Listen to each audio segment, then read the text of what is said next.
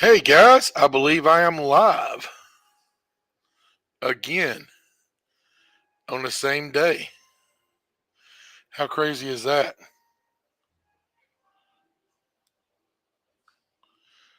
Y'all, I'm digging this Minecraft music. Yep, it's saying I'm live.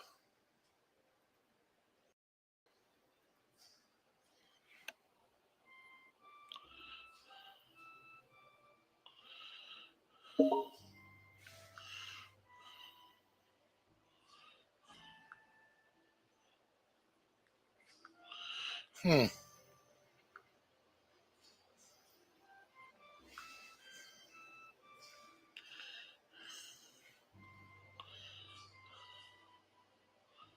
There we go. Now it pulled up the chat. I don't know why it's been finding me on the chat here lately, guys, but it has. All right. Looks like my voice is working. Chat is strong. Our connection is strong.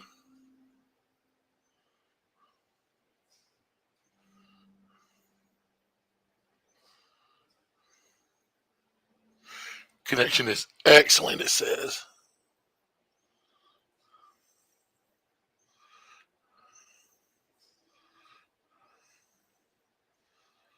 I want to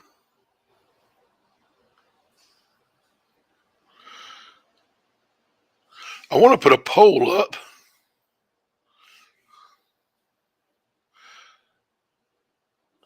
Our fan, Rio, how you doing?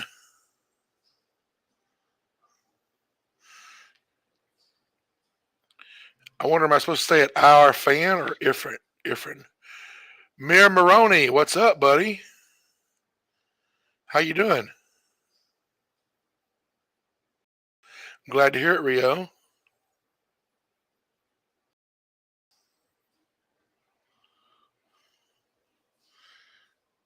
Ear fan. Okay, we'll go with that. Ear fan.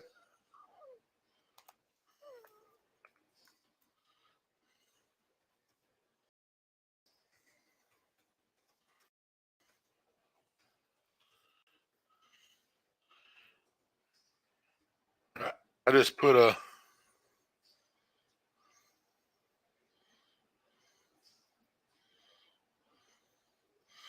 We're gonna see how long that lasts. I'm gonna see if I can pin that. No, I don't want to report it or block it. It's me.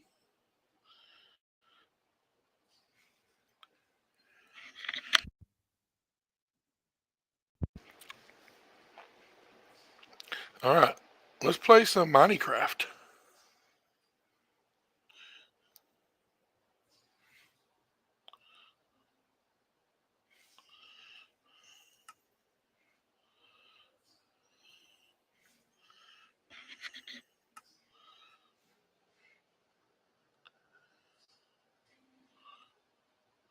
Appreciate that, ear fan.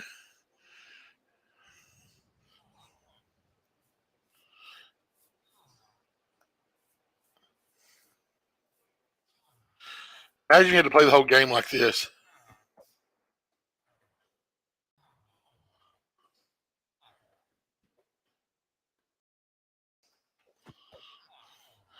Boy, that'd be irritating. Fortunately, we can play it like this. Let's see. Is anybody else on right now? Nope, just me. All right, so we have one baby villager still running around. We need to decide what we want him to be when he grows up. We got 4 librarians, a weaponsmith, an armor. Then we have a toolsmith. A toolsmith. It wouldn't hurt to have another toolsmith, would it? Oh, good. Okay. I thought I was yelling. I'm sorry.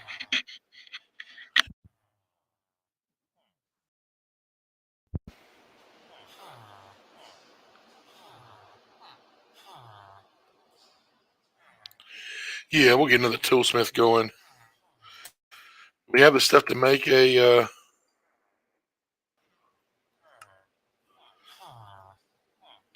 Nope, I need to go get some iron. How close to nighttime is it, do you reckon? You know, I could put one of them clocks in here, but I don't know how to read them, so it won't do me any good.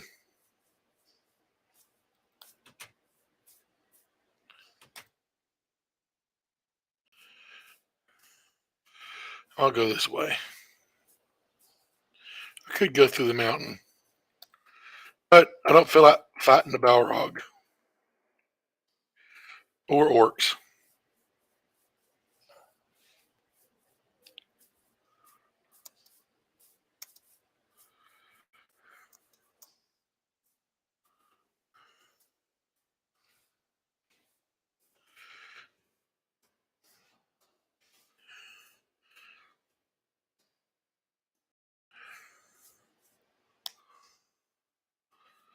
And it looks cool.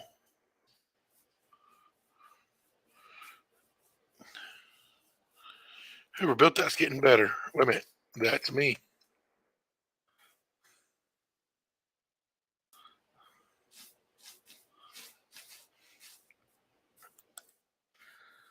Oh, I know. We still got to build. I done got distracted. I forgot we got to build this too. Wonder if that's deep enough. It should be deep enough. We're gonna need a lot more logs. Let's go do what I was gonna do first. Does Danny place another sign? No, it's just same old sign. Go ahead and make that smithing table so I won't forget.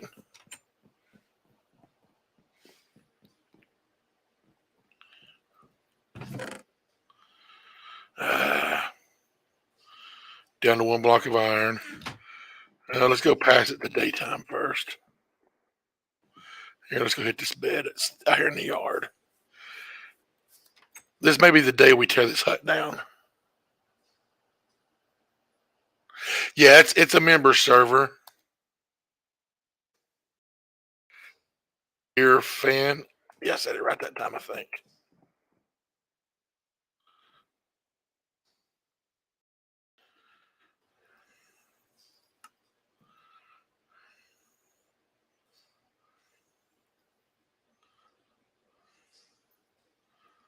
All right, so let's put some of those right there, right there, right there for now. Let's put these back here for now. And let's go work on. Yeah, when I say members, it's like members of the channel. There should be a link that says join. If you can click it with, and get information.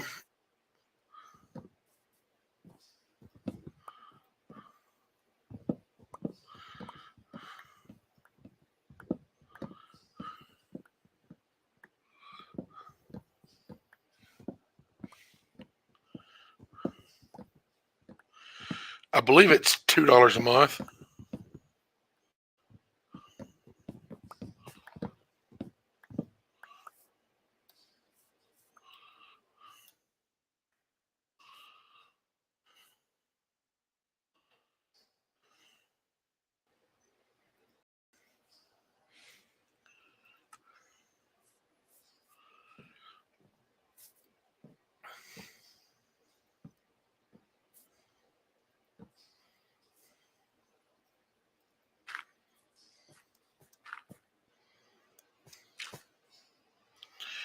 Yeah, it's $2 per month.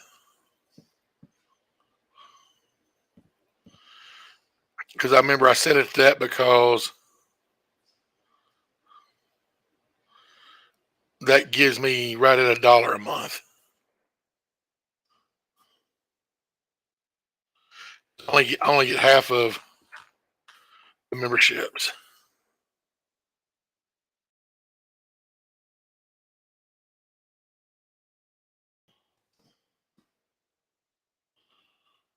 Oops. Not what I wanted. Ouch.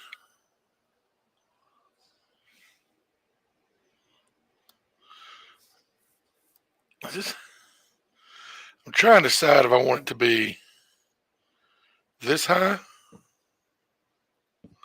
or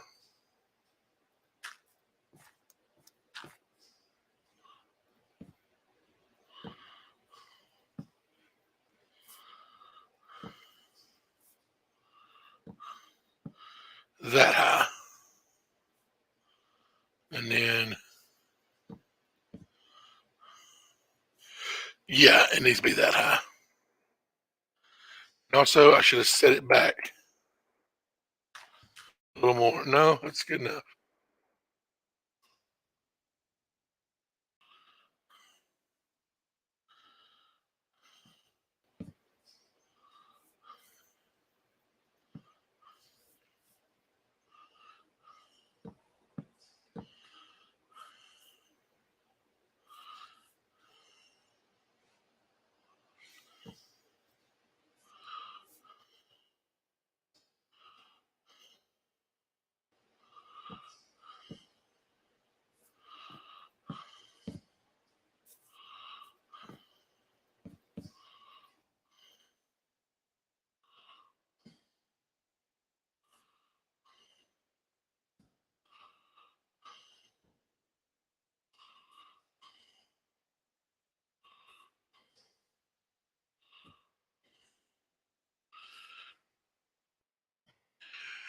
We're going to do more terraforming.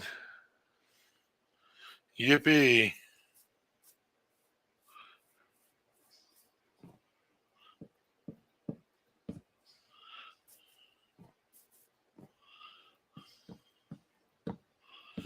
We got to cut down more trees.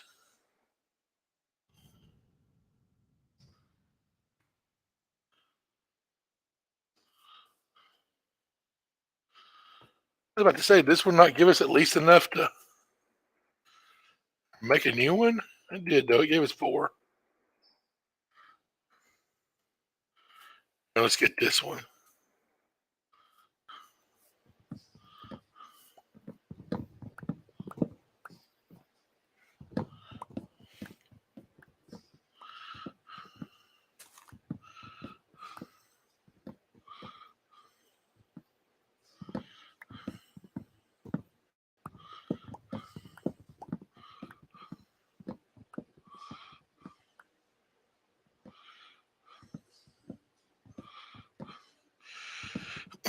But yeah, if I don't get at least 20 members, the server is actually costing me money out of pocket.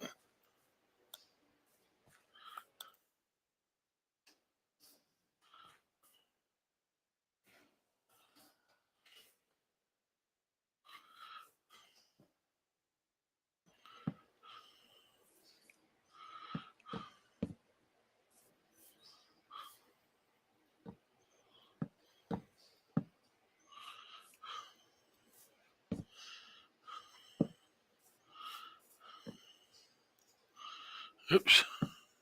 All right, so we got our structure in place. Probably don't have enough of these, but we're going to roll with them. Do I have to get up here to do it? No, I can do it from down here.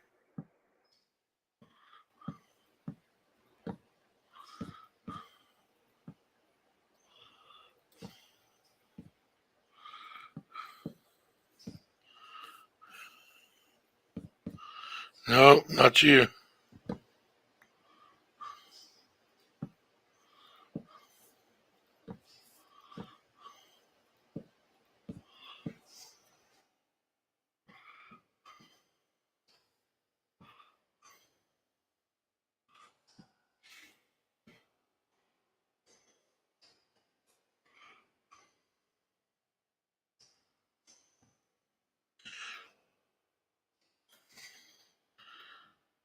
All right.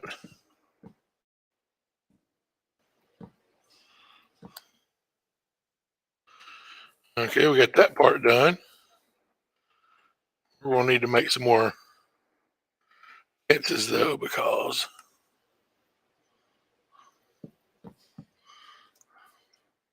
that don't cut it.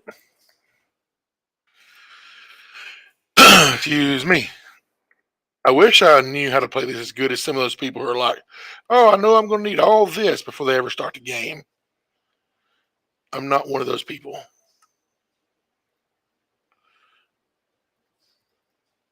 And we're going to need a lot more oak trees. So let's go pick up these fallen stuff. And we get an apple.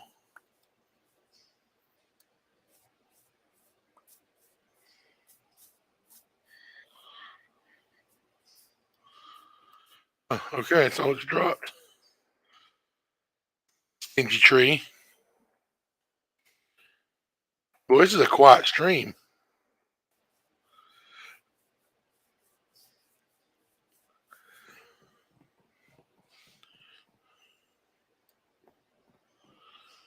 Do I have any oak in here? No. We're going to go cut down some trees.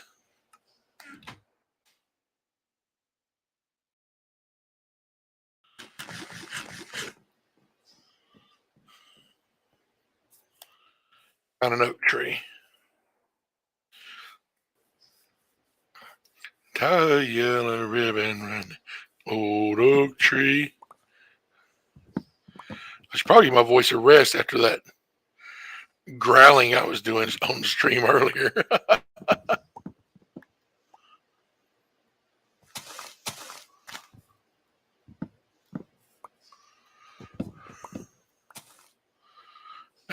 Up right there acting a fool. Now tomorrow when I stream, that'll be the first day of, if I do it tomorrow. Eventually I got to update this to 1.20.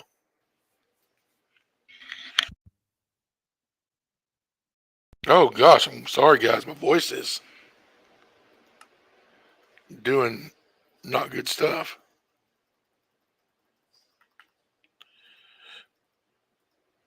All right, let's make some fences. Oh, let's go to a table here.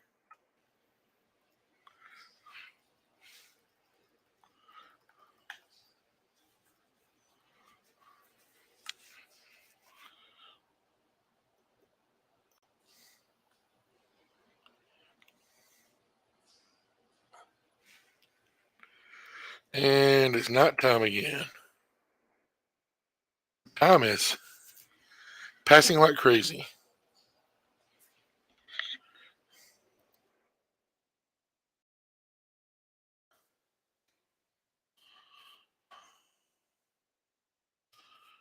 Stuff to pick up over here.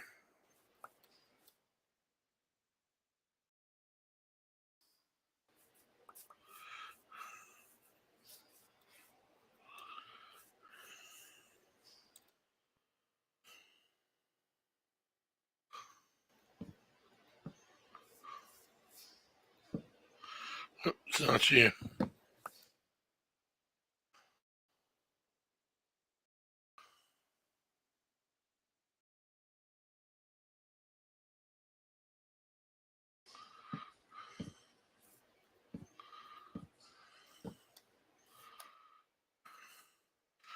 You know what? I might make the back solid. Not sure yet. I don't know. That looks.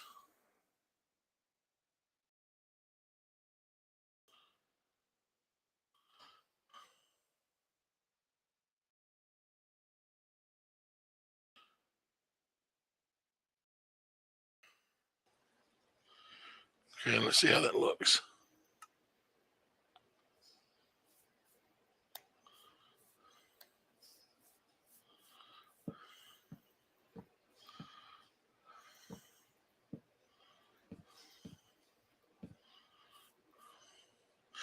Yeah, I think that's gonna look better than fence back.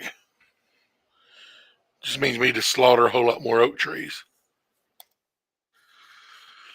It's all right though. We've got them.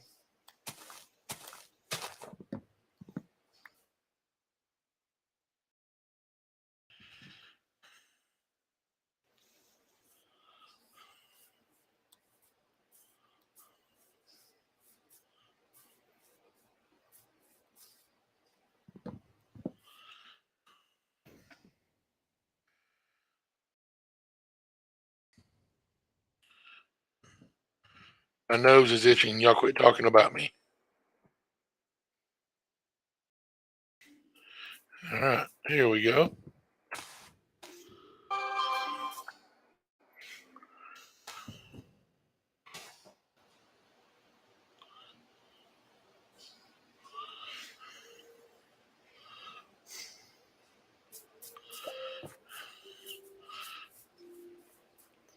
This could have used some mango wood. It's just it doesn't go as far.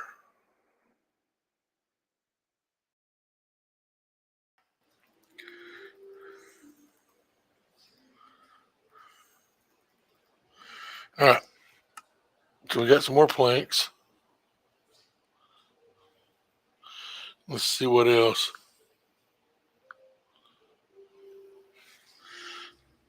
Sorry, guys, I was checking my texts.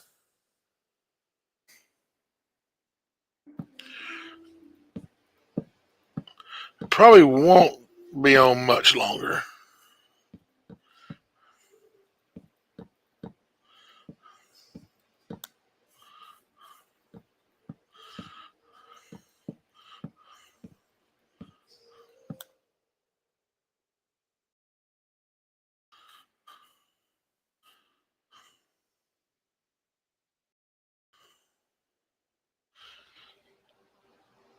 Hey, John, how you doing, bud?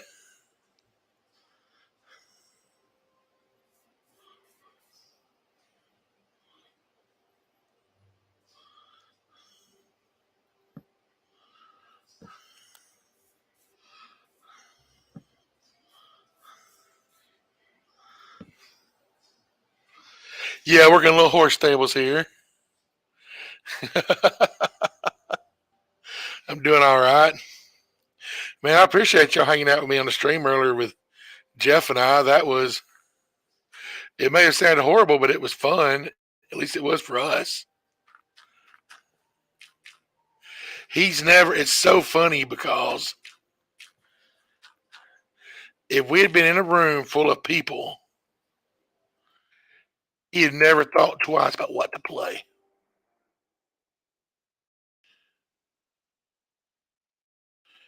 But for some reason, because it was live streaming, he couldn't think of anything to play. So I'm going to have to prepare him.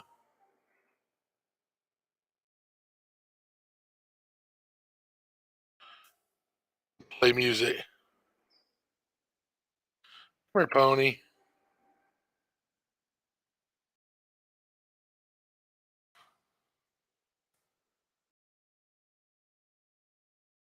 Come in here.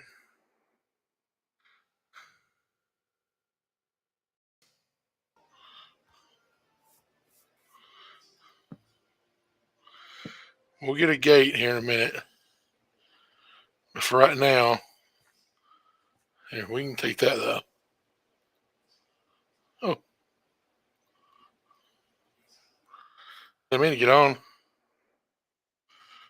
Do that.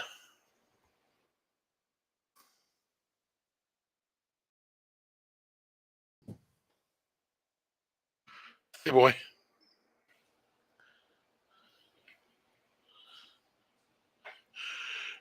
And that's the funny thing. Ain't a shy bone in his body, but yeah, he was. He was. Well, I don't. I think it might have been something else going on besides. Was he was going over to see a lady tonight. So he might have some nerves on. Come on, Honky the Donkey. He might have some nerves on about that. He'll make some, there we go. We need a few gates.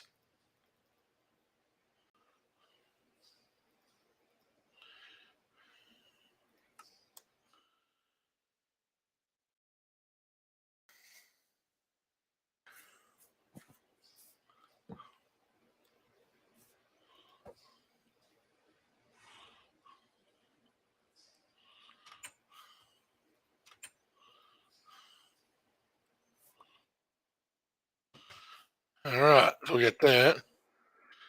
Yeah, I want them to, even though they can't come through a single gate, I still like to have them.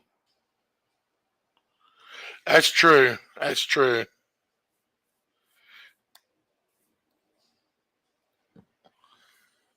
I mean, that's why they started playing them, right? That's why they play the guitar.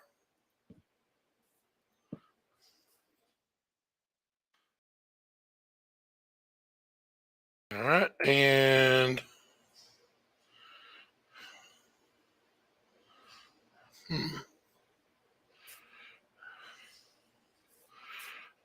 I need some more accenting. I know what to do.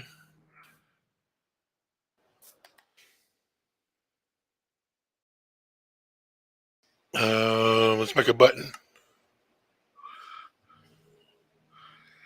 I want stone buttons. Up, Isaac. I don't know if you're listening to the chat, but I saw you log in the game. I don't know if ukulele count. Maybe.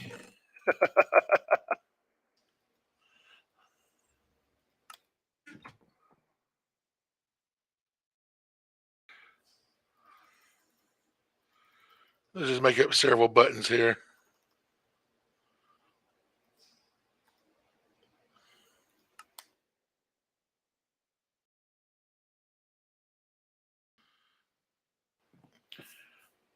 One thing I'm trying to learn, get better at is accenting stuff to make it look better than just in texturing. I still need to do some texturing to the house over there too. But just a little thing like that can help it look a little better. But we got to work on this. This is too abrupt. Let's see if I got any piles of dirt over here.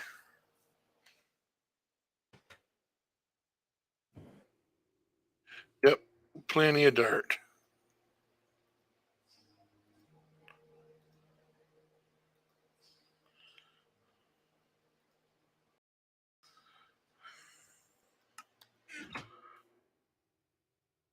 Is it already getting dark again?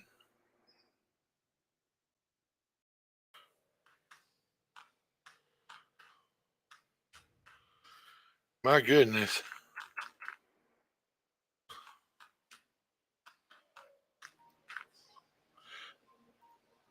I keep telling this thing to remind me tomorrow.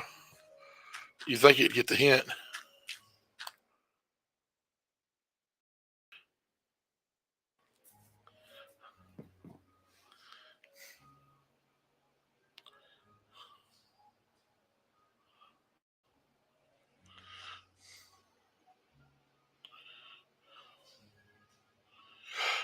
I think so. I think I know what you're talking about.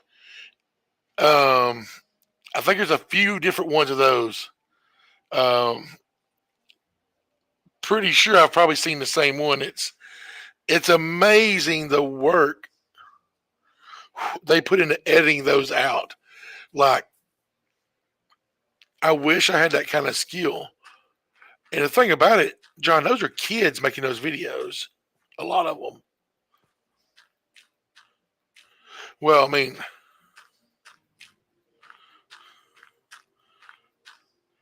I consider anybody under 30 a kid, if I'm being honest.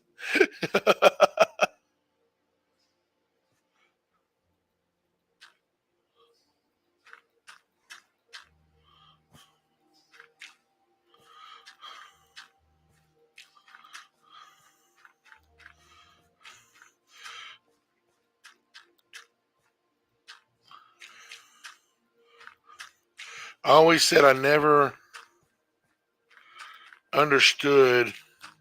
Be wrong. I understand because, but I never really understood the.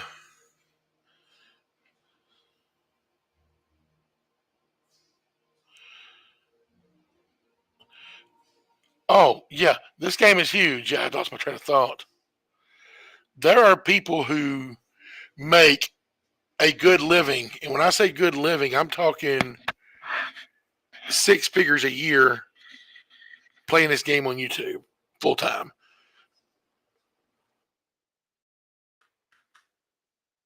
Um, I mean, it's insane. I've sat and watched live streams of this,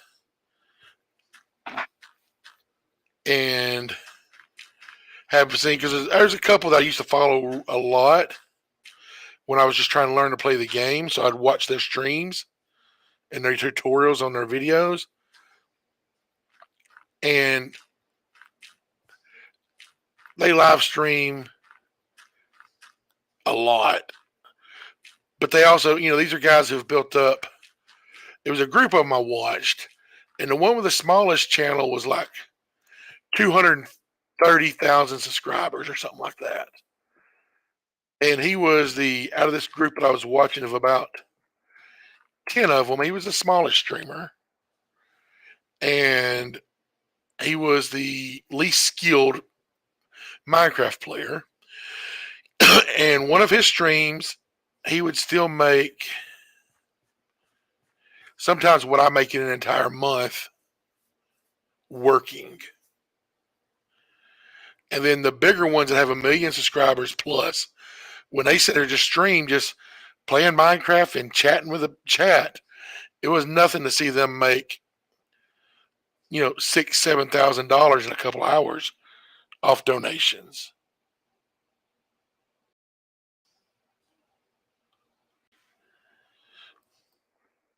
It's crazy with the streamers. And as far as those videos that you're watching, well, put it in perspective. So that civilization one, that was amazing. I know which one we're talking about with 1,000 people. That was amazing. Not even talking about the video, just being able to play the game that big. Um,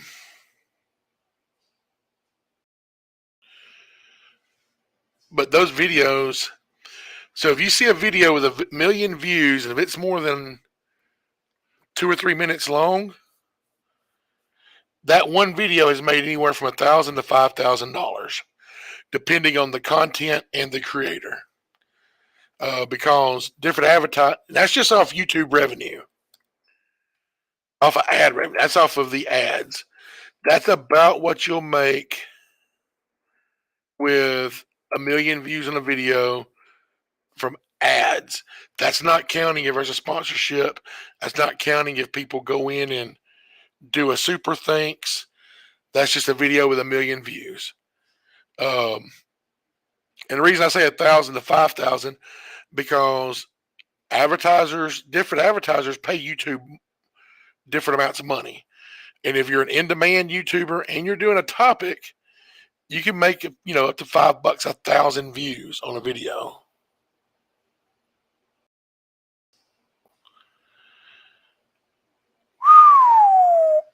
$5.7 million.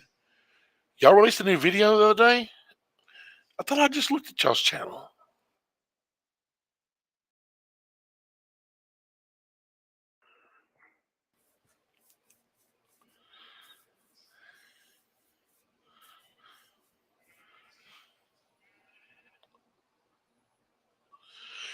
$5.7 million views is insane.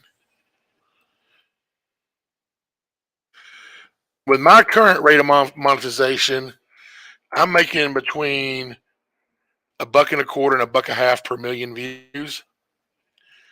Um,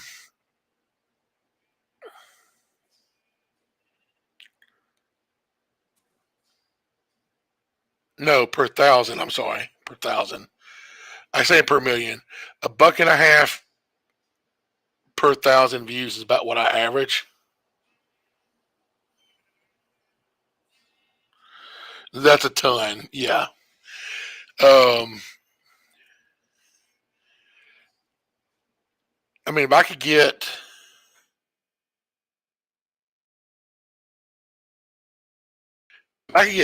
8 videos that are monetized and not shorts. Shorts don't make hardly anything. But if I could get 8 videos to get 5.7 million views,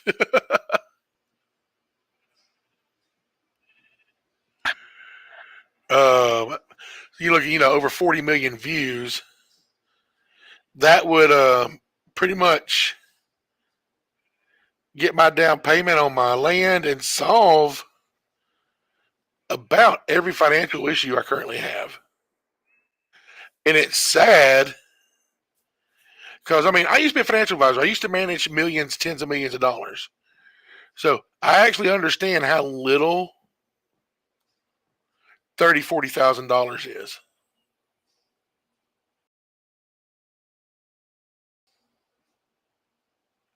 No, it doesn't because it goes off like it knows the IP of the internet of the house.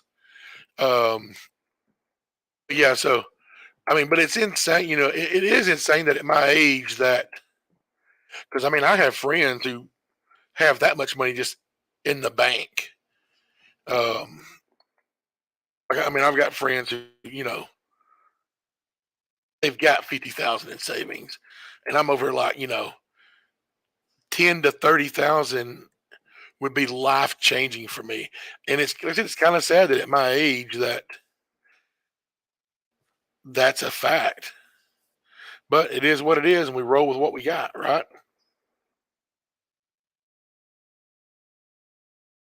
I don't think I want to decorate this anymore. I think I do. I think I want some. Up,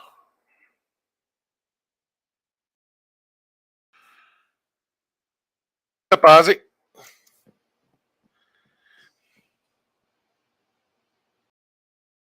Yep, IPs.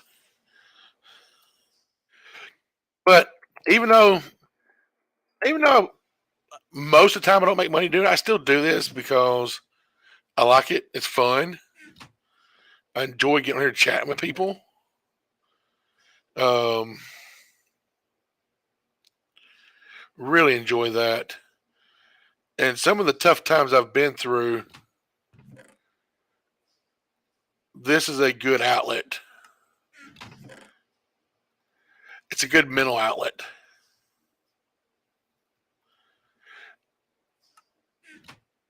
I mean, especially like,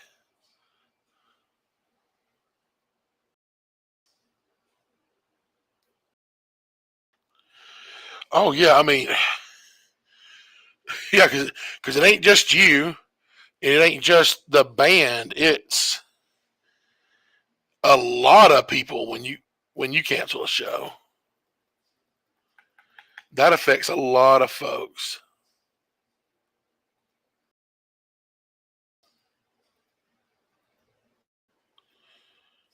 You can imagine that's a lot of less than satisfied people. But like I said, it ain't just the money they're going to do this. I mean, this, like I said, it's good mental health for me,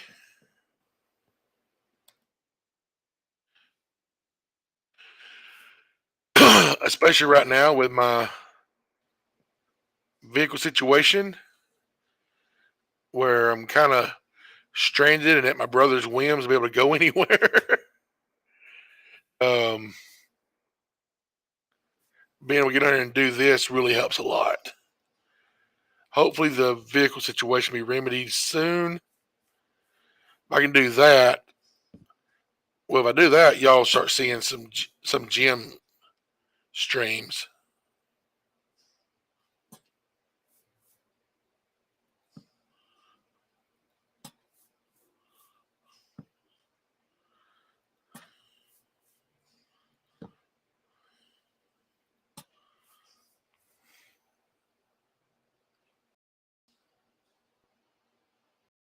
Hey, I appreciate that, but I'll make it through.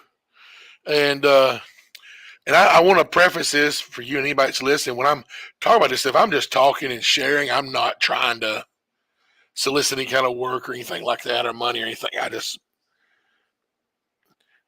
It's like therapy for me, if that makes sense.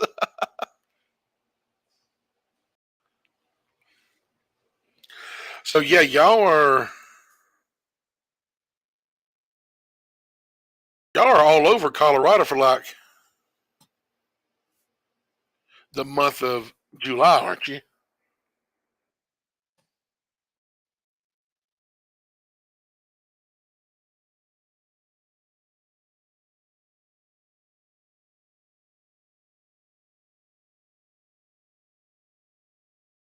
Horses need a lot.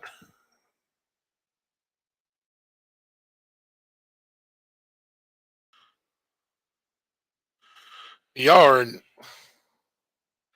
I mean, y'all have done Red Rocks. I mean, y'all are Red Rocks basically at this point, aren't you? Y'all been doing that what, 30 years? Has it been that long? Has it been 30 years y'all been doing Red Rocks?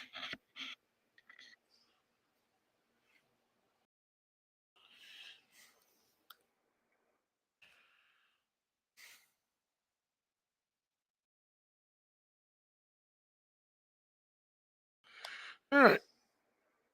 That's not a bad little stable. I don't hate it. I'm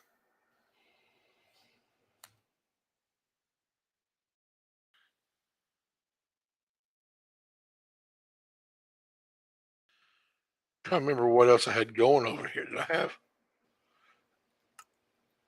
Nope, nothing in there.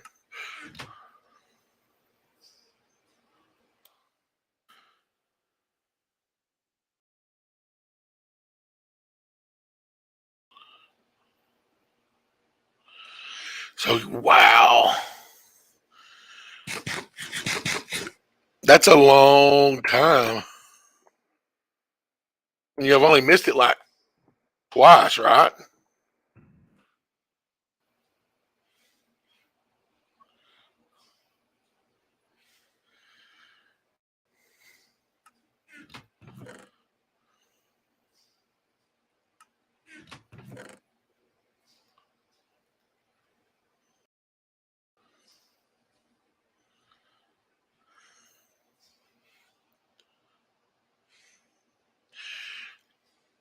Well, 2020. I mean, everybody missed everything in 2020.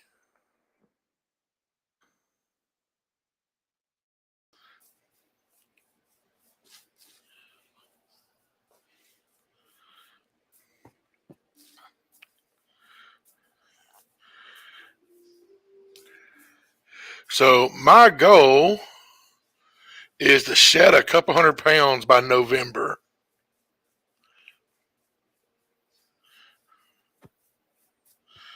to make it where I can be comfortable enough to sit through a show.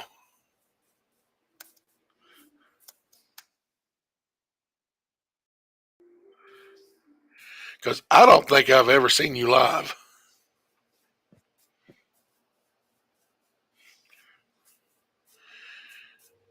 And I'm pretty sure November you're going to be close.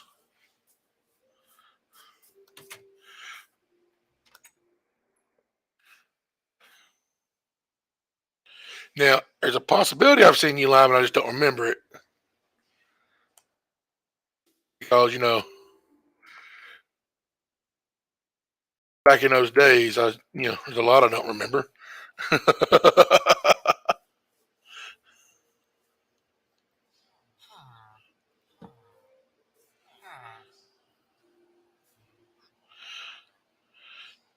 Why did I think Nashville?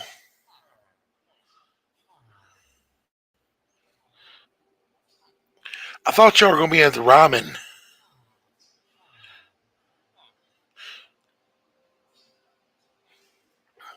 Believe it or not, the Ryman is closer to me than Montgomery, even though I'm in Alabama.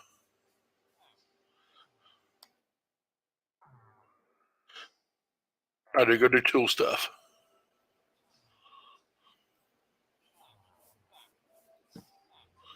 Oh, I trapped you.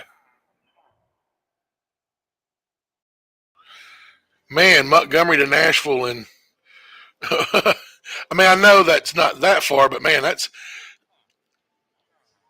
has to be so exhausting to play a full show and then next day play another one 7 hours away. Yeah, I'm closer to Fayetteville than I am. Well, I'm about halfway between Fayetteville.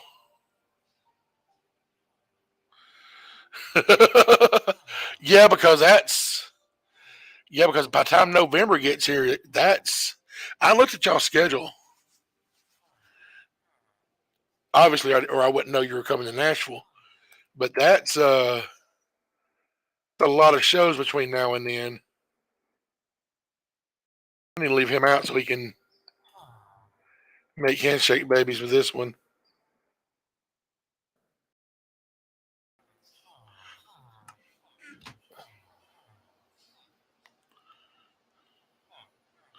Hey, Spooky Rookie, thanks for the good luck wishes and thanks for watching. I hope you have a good night.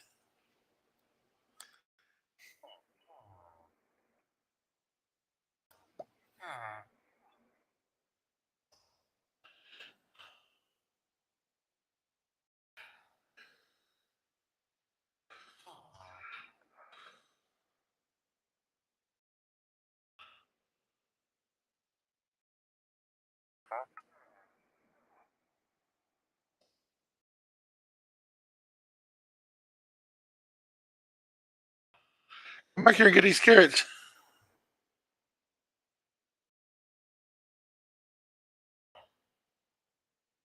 There you go.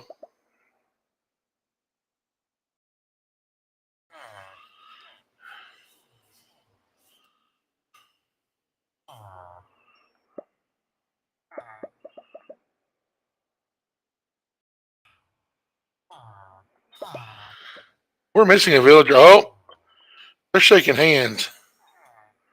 But we're missing a villager. Oh, there he is.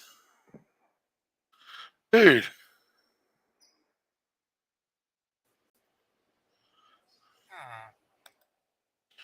go make babies. Do what you're supposed to do.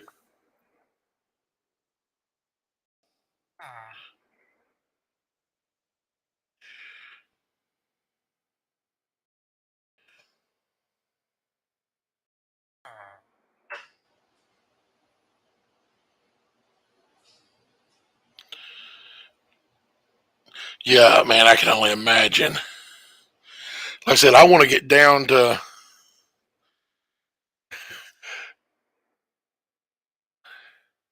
I mean, at least get down to 400 in that area before I try to go to a concert again. Um, Also, the reason I was thinking Ryman is because even though those seats are not comfortable, they're the only seats that are going to be wide enough. What's up, Isaac? Because those seats in the Ryman, they're old church pews. So at least I know I can fit. You know, that's always a plus.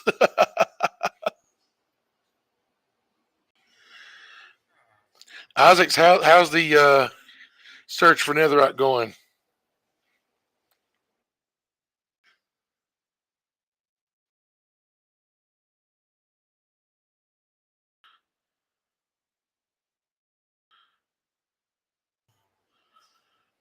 Look, if they're sleeping, I can sleep.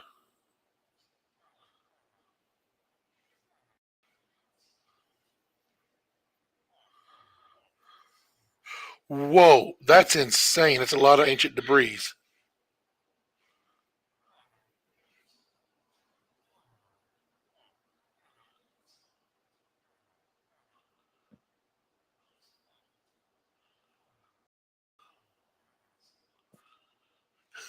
That's true. That's true. They used to stand it anyway. That's still a good haul, Isaac.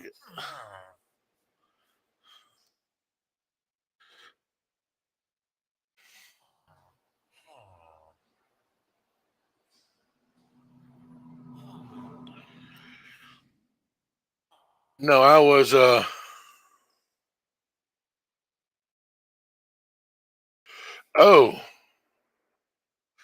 well that's gonna be interesting. Maybe they'll do an update on that.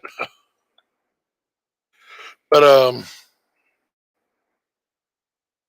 what was I gonna say? Oh, I was saying I'm not sure if I've ever seen you live. Um,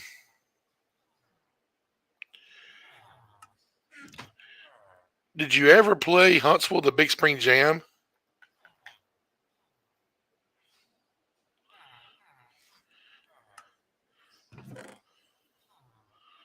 They're actually thinking about bringing the jam back this year, or is it next year? I can't remember. Thank you, Ruby. I appreciate it. That's awful nice of you stop and say hi to us.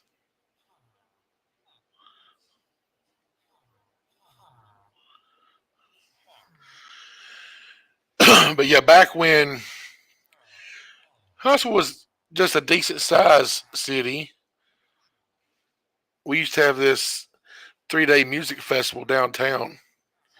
It's called the Big Spring Jam because it was held at Big Spring. And they'd bring in, like any good festival, tons of bands. But it was cool because you had different, like, it was almost like a city stages kind of event.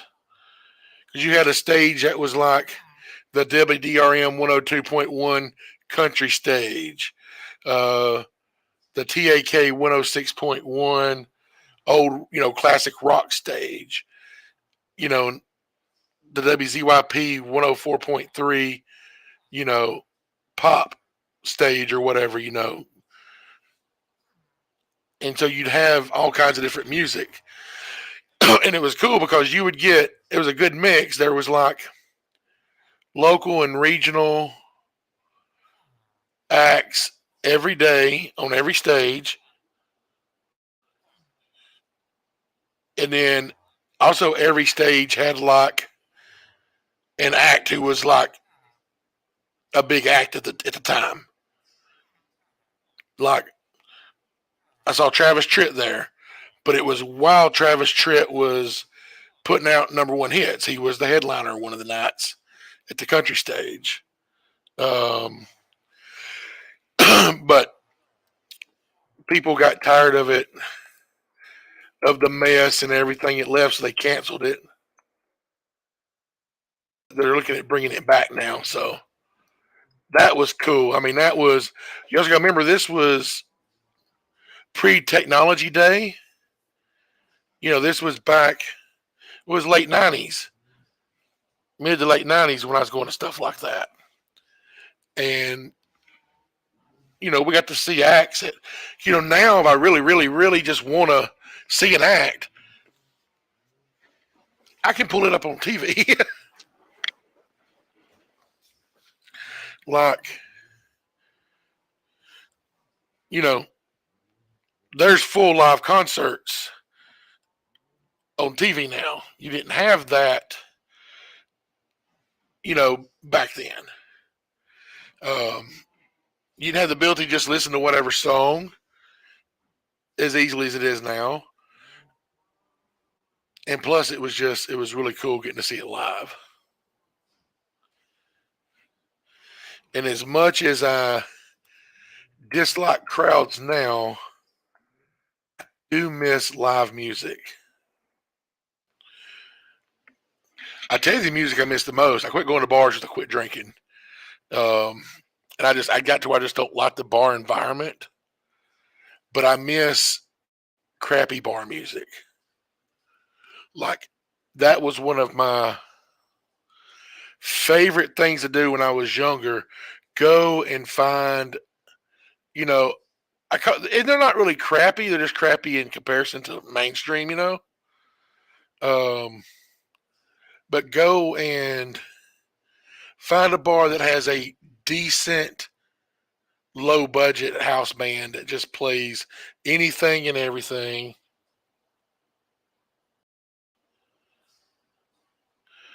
Oh yeah, I remember VHS. I remember when you would rent VCRs, like entire VCRs, when you rented your movies.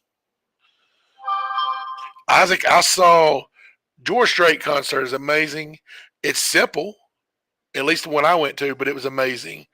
So I went to a George Strait concert back in '94. It was the one where it was the Pure Country tour. So it was a concert that had all the songs from the movie Pure Country. Such a good show. And sure enough, he came out there, sat on a stool, and played his guitar and sang.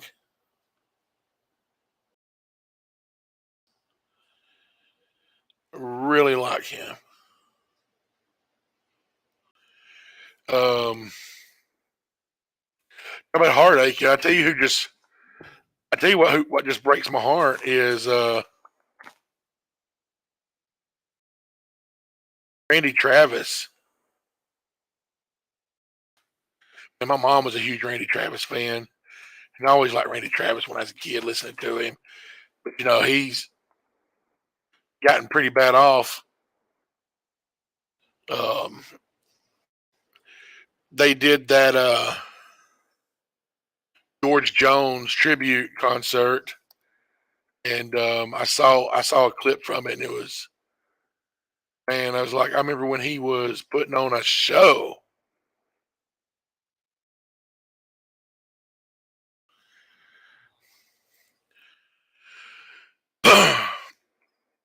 That's the kind of music I was raised on. Country and like '70s rock. Like my dad was a big Credence fan, so we listened to a lot of CCR growing up. But then it was a lot of like Kenny Rogers, Waylon Jennings. Um, but it was, but my parents had an eclectic taste too, though. Because I'm thinking back. They play CCR, they play Kenny Rogers, they play Lionel Richie. Like they was all kinds of a mix. Yeah, it was sad to Kenny Rogers' dad. Um, it's a funny story. I don't remember it, but mom told me it. She said that as a child, young children, she had this cowboy hat, which I used to wear cowboy hats. Even as an adult, I wore cowboy hats up until recently. But she had this cowboy hat with a big feather on the front of it, feather hat band. I used to wear it around. And she said I'd walk around and puff my chest out. Like she said, I'd take off my shirt, and we're talking this is young, like diapers age. She said I'd put on that hat and walk around my chest puffed out. And she said I was doing something one day and she got on to me. And I looked at her and said, me and all my 3-year-old splendor puffed up that little chest and like, you can't tell me nothing. I'm Kenny Rogers.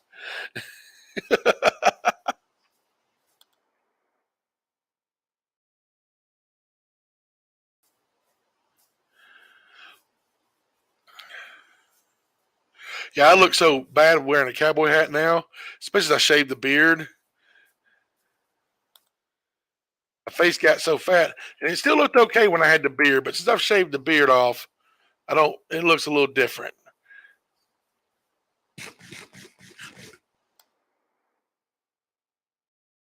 I look goofy with a hat now,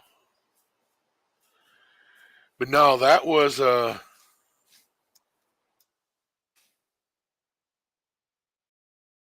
had a cousin give me a.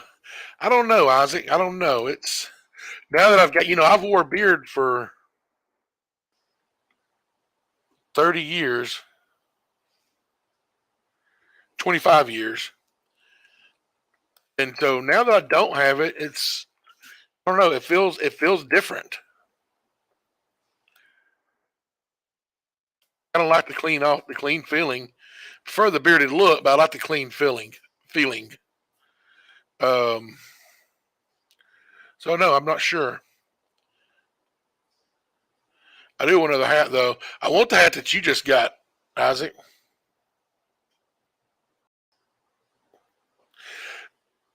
It took forever, John. Um, for some reason, the first several years I wore facial hair, my mustache and beard would not connect. But then all of a sudden, it just clicked. Yeah, I'd love to have one of those. That's an expensive hat. So what I'm going to end up getting is the Cavender's version of it, which is only about $40.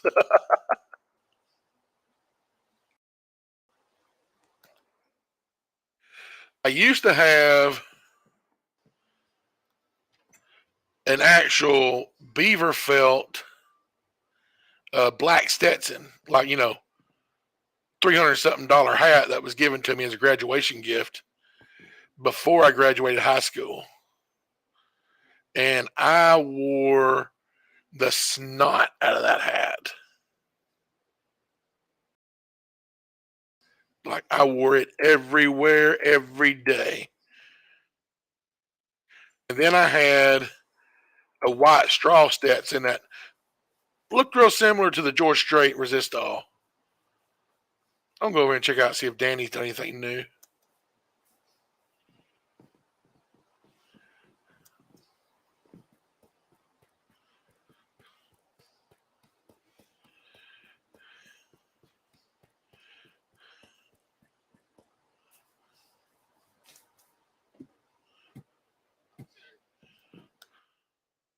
He hasn't done anything new over here. Oh well. Ooh.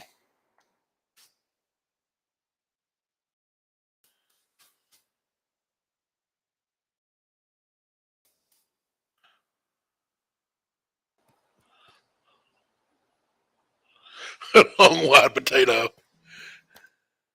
So about, I don't know.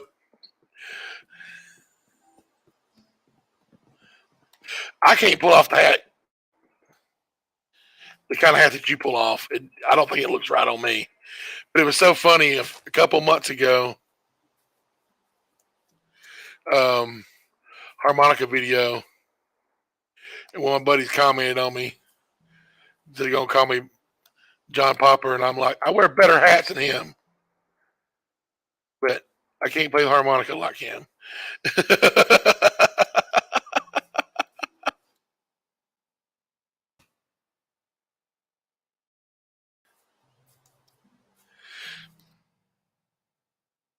Really, it's just jealousy because I can't pull off that kind of hat.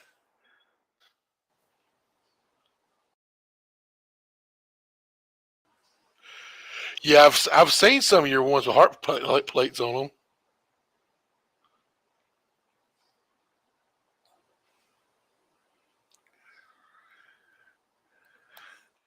Guys, I don't know what I'm doing right now. I know what I'm doing. I'm just running my character around while talking. We can harvest some of this food.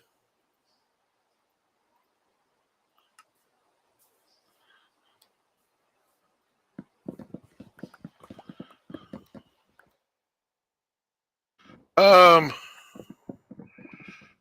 close-ish. I think. I don't know where everybody's. I don't know where Jeff's built or building. Um, then Dunedin's on the. He's over on the other side of the pyramid, and Danny's across the bridge. He asked me if he could build there, and I said, "Yeah." Jensen just started building in my front yard, and I'd tell him, "No, go build somewhere else." Um, he didn't know, and then he got off the game, and he hasn't been back on yet. Yeah, metal plates do not go in a washing machine.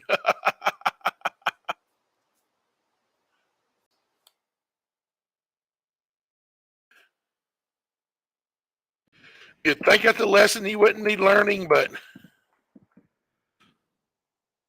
that's the kind of lesson that all men probably learn. It, you know,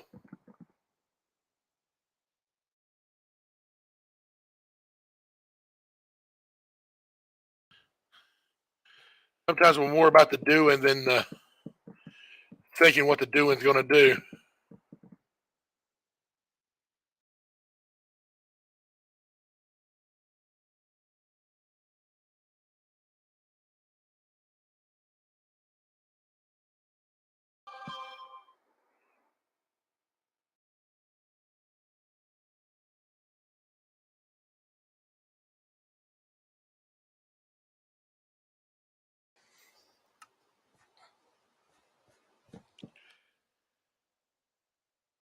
All right, let's go recycle these seeds.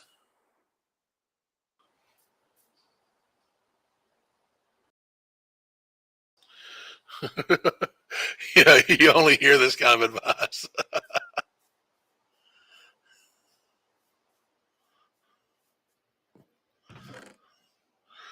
You go there, there, there, there.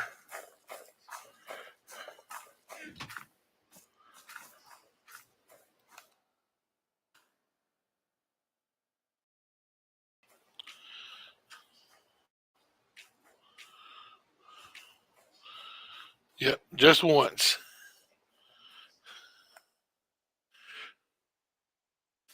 And let's go store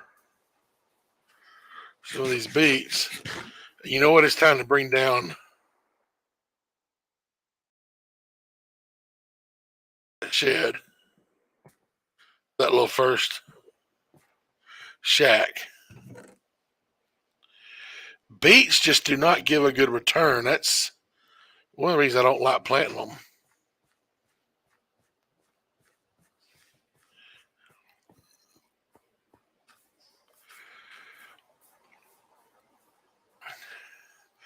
So I got to ask, do those harmonica plates not rattle and get on your nerves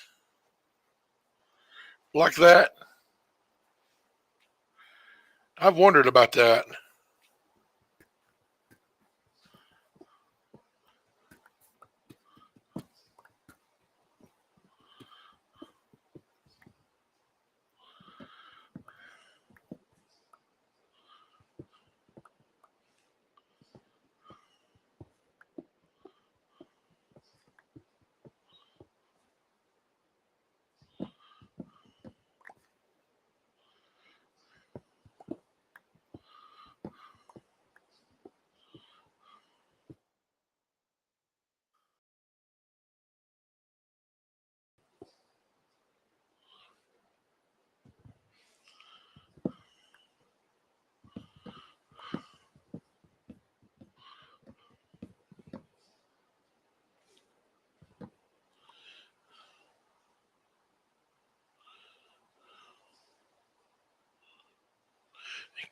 You cowbell.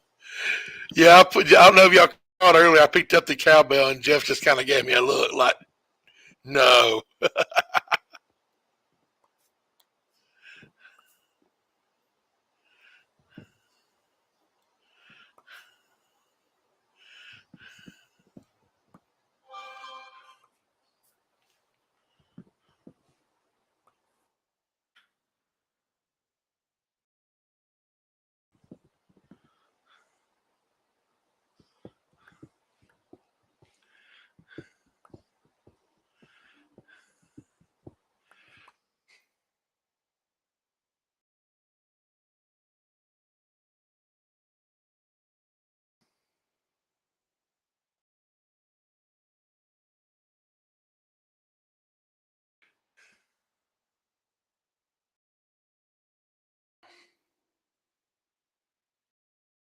Oh,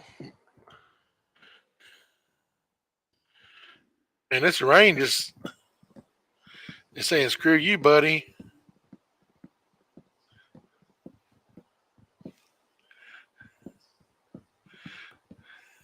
Yeah, I can. It's I routinely frustrate him.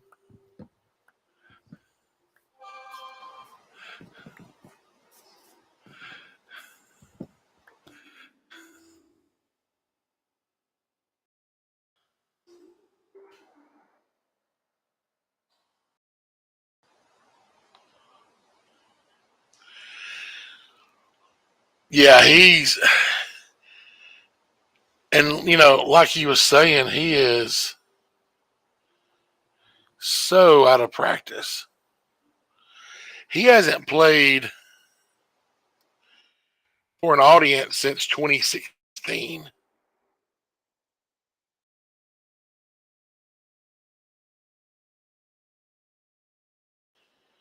Um, and he went a long time where he didn't even touch his guitar. And it's been since I've picked up the ukulele and the harp that he's been like occasionally grabbing it back up. Now, one thing it's also helped is that Squire Telecaster I picked up a while back. He loves that. And so that's got him. But he had some rough stuff he went through. His divorce wasn't good. Um, and then a few years after his divorce, just when it was like he was starting to get back to himself, he went through a horrible relationship and she left him high and dry. He lost everything he had twice. And that's when he moved in with me.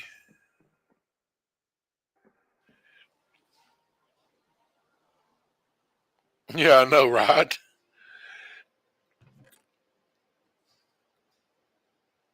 And then that's the thing about it, he moved in with me, and then wouldn't you know it, my life kind of fell apart.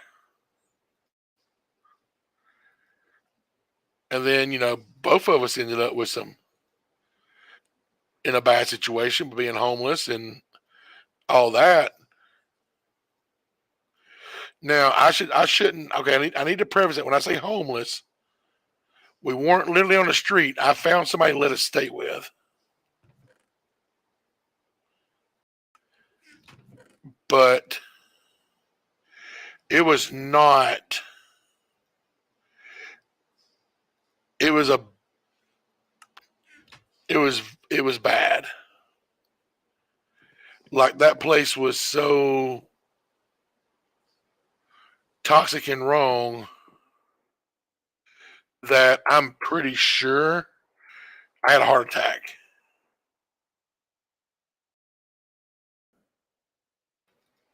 And I just never did anything about it. Like I sat there through it.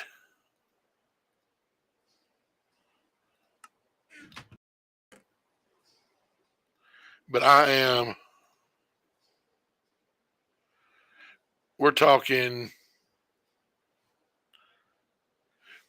95%. I had a heart attack. Sure, positive. I had a heart attack while we were crashing there. Just from the stress of being there.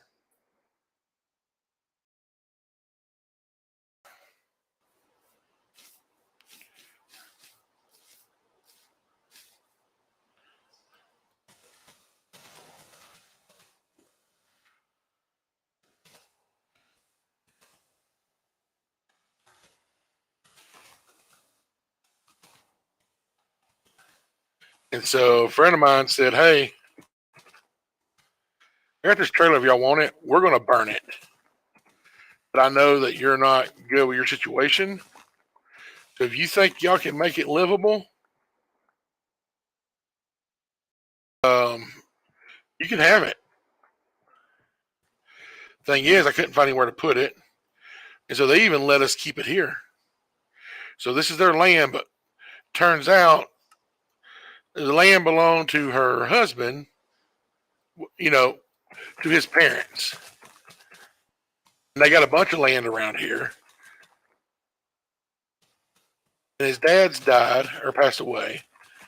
And out of all this land here, the 2 acres that we're on is not owned by the friend and her husband. Ended up being left to the brother, who we don't even know. So we've been here a couple years now, and we don't even know the guy whose lands we're on. And we were pretty much told, all right, this has been probated. This isn't ours. We don't know what to tell you. You know. And so it's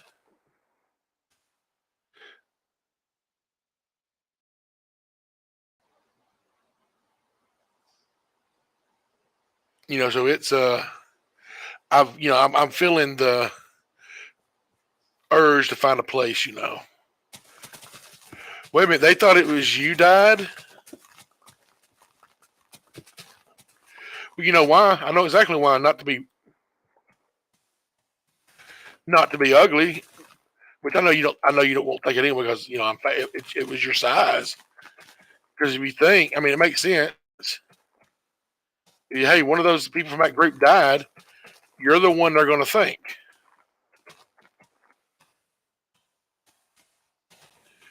It's like if somebody told my neighbors, one of those 2 guys that live over in that trailer died last week. They're going to assume it's me because I'm the fat one. Well, Jeff's fat now too, but I'm fatter.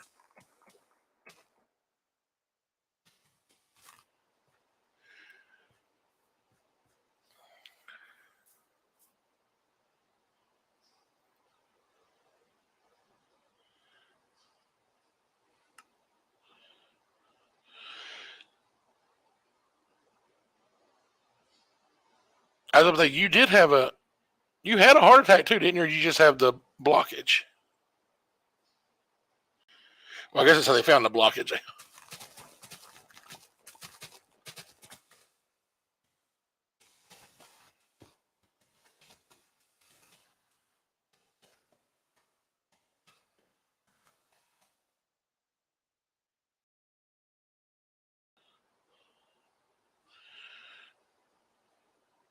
Oh wow.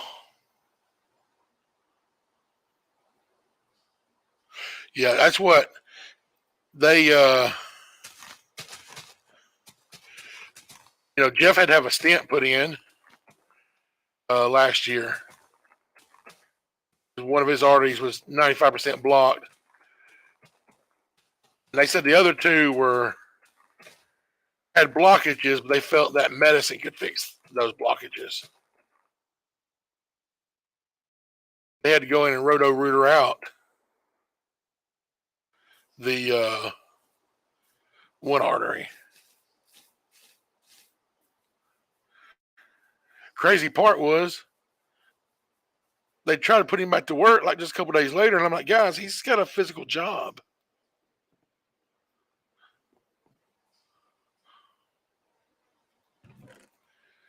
You can't do that. But sometimes these doctors don't want to hear what they don't want to hear.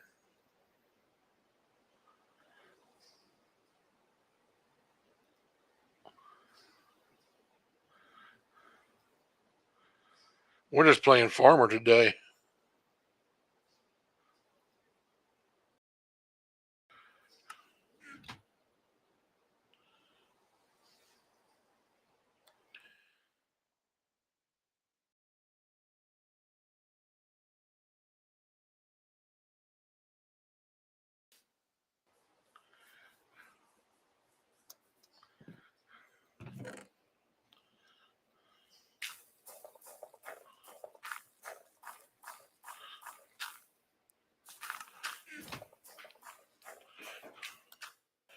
I gotta know, is Aykroyd a jerk?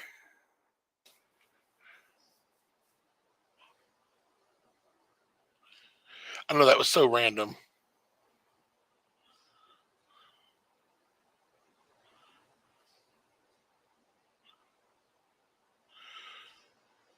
I guess I didn't think of that. I mean, you know what? Maybe y'all, maybe, well, I know Bobby didn't, but maybe you made it because you expected it. Maybe you were aware of what the lifestyle was.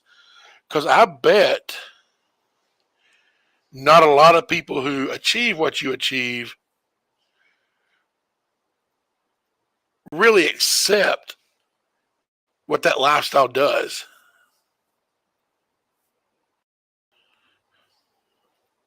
You know what it's like. Because I mean, that's the rock and roll lifestyle. It ain't easy.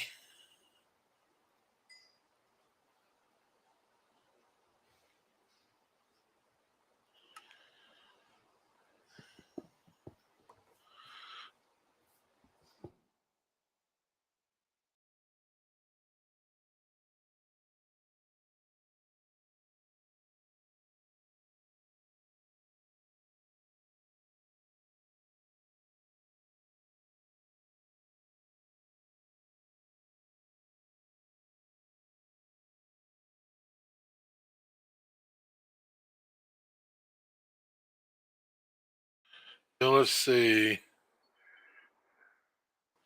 Don't want that. We'll take that.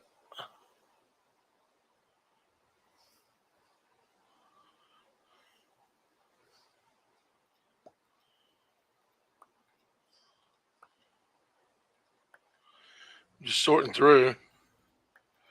See if there's anything I want to keep. Yeah, we'll take those too.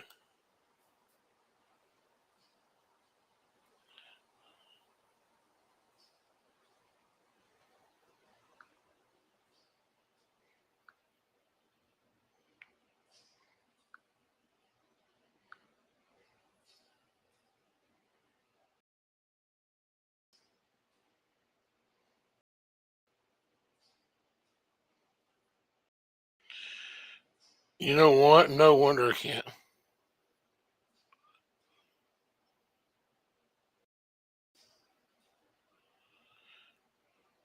Man, makes sense.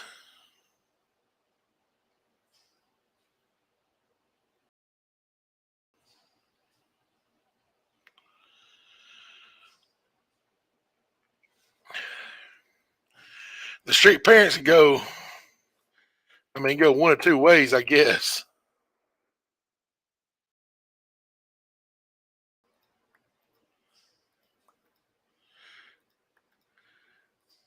Because it can be,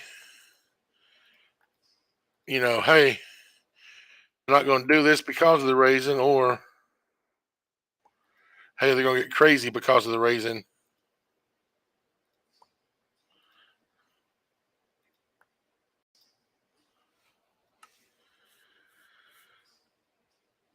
I mean, I didn't go as wild as I could have. Of course, I didn't never really live the rock and roll life, but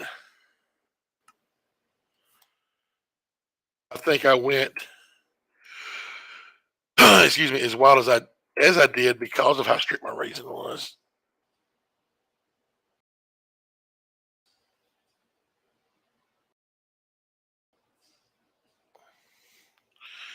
Well, it's funny because I mean, I get what you're saying, but I mean, then like, didn't wasn't there a Grammy nomination just a couple years ago? Like it was like 20 or 30 years since Hook,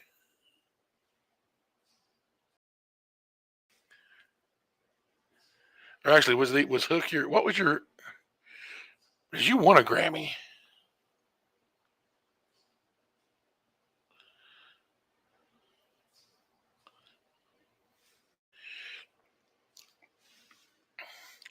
but you've worked. Thing about it though is you, yeah. I mean, your popularity died off, but you guys have worked forever, and in the real people who are in music or into music, like the people who are like, I got friends that are big into music and the not just playing, but also the following it, you're still a household name for people who are really into like concerts and stuff like that, and festivals and stuff like that.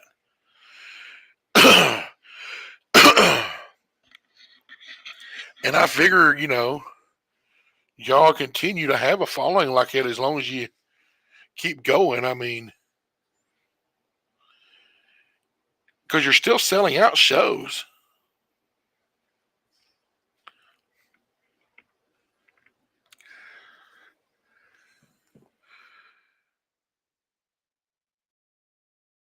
I got to tell you, one of my favorites is Hook. And it ain't even because I'm wrong. It's a great song. But it ain't because it's a great song. It's because I appreciate a good troll. And you trolled the entire world back before trolling was even a popular thing. I mean, so many people singing along that song and don't even realize they're being insulted. Like, it's beautiful. It's so elegant to me that the trollness of it is it's the best joke ever. No, wrong. Musically, like, the music is amazing. Like, I wish I could be 1/10 as talented as you are in that song. But when you listen to the actual lyrics and you know how many, dude, I probably listened to that song for 10 years before I actually stopped and listened one day. Like, seriously, I was one of those idiots singing along with it, dancing to it. Song's so great. And then I actually listened to the lyrics and I'm like, wait a minute, this is hilarious.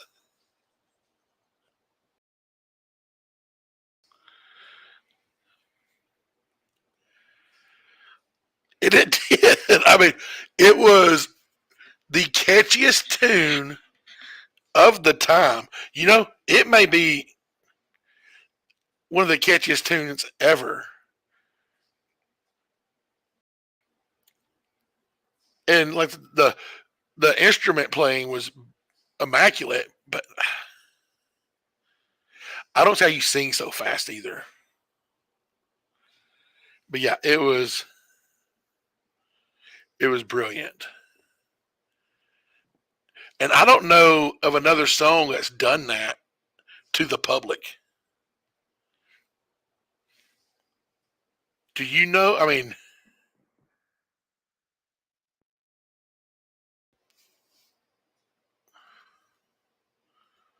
has anybody else tried to pull that off before or since?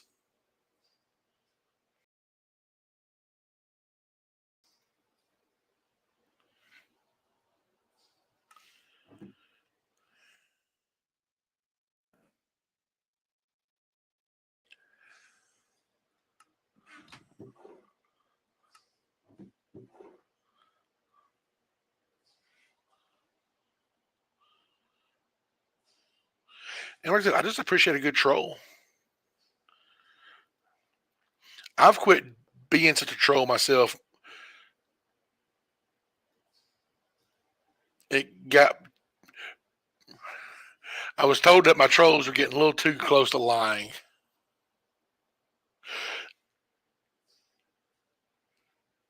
I actually did know that. Well, say I know it. I'd heard that was pointed out to me before, which is, yeah, I forgot that. But yeah, that makes sense. That's every person in the world likes that song. I think we're programmed from birth to associate that as pleasant. No, like I had to, by trolling this of people, like when I convinced an entire town in Alabama, a town that doesn't get maybe 3 days of snow dusting a year. Once every 5 or 6 years, it'll get a covering of snow that melts away the next day. And when I convinced that town that the outdoor public pool was being turned into an outdoor ice skating rink for December and January.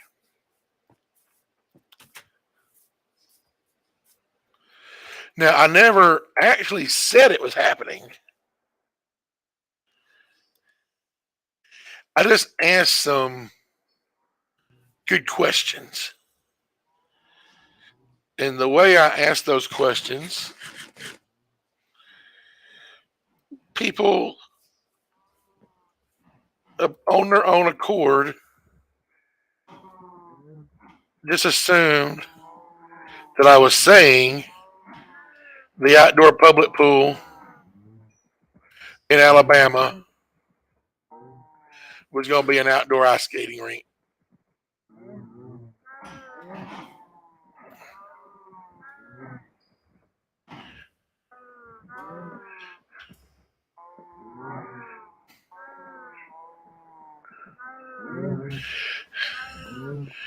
And so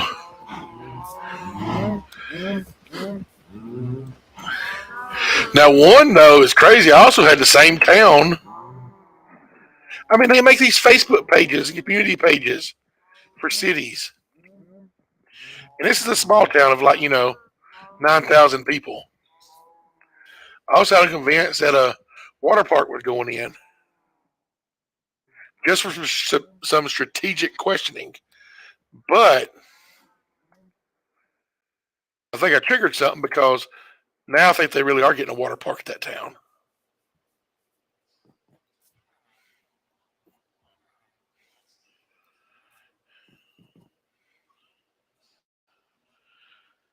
And it does. It cracks Jeff up.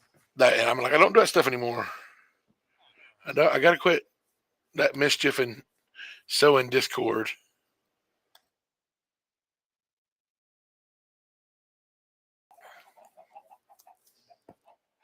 But I think it's why I like Hook so much. I think I see a kindred spirit.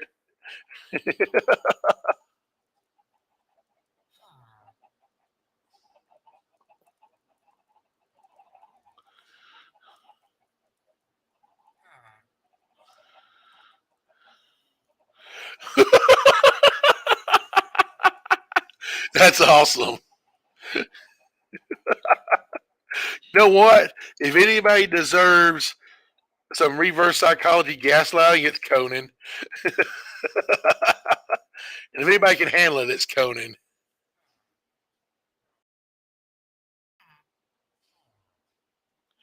Oh, that's hilarious. So as Stern really is. I mean, I remember, Stern when he first started, when he was just wow. Is he really that coarse and aggressive in person, or is he pretty chill?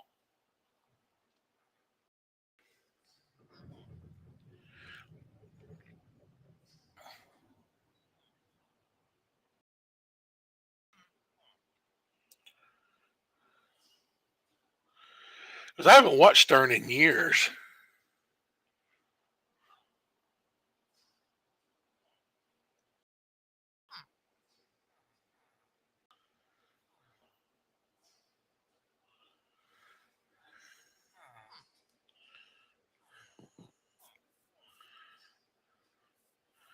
Grow up, little baby. Not you. You grow up.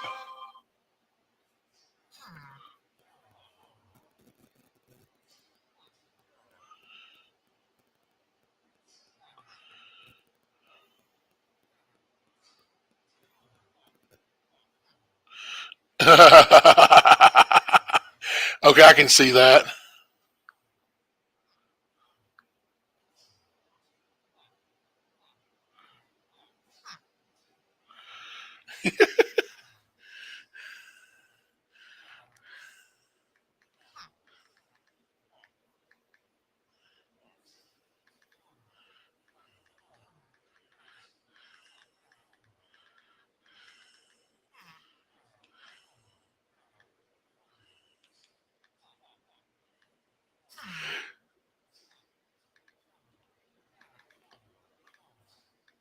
Sorry, guys, I responded to.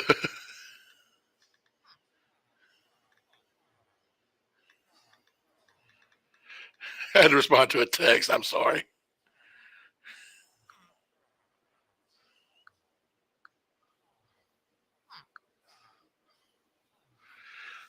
Man, like even back in those days, I could have never hung with like Willie or Keith Richards. I mean,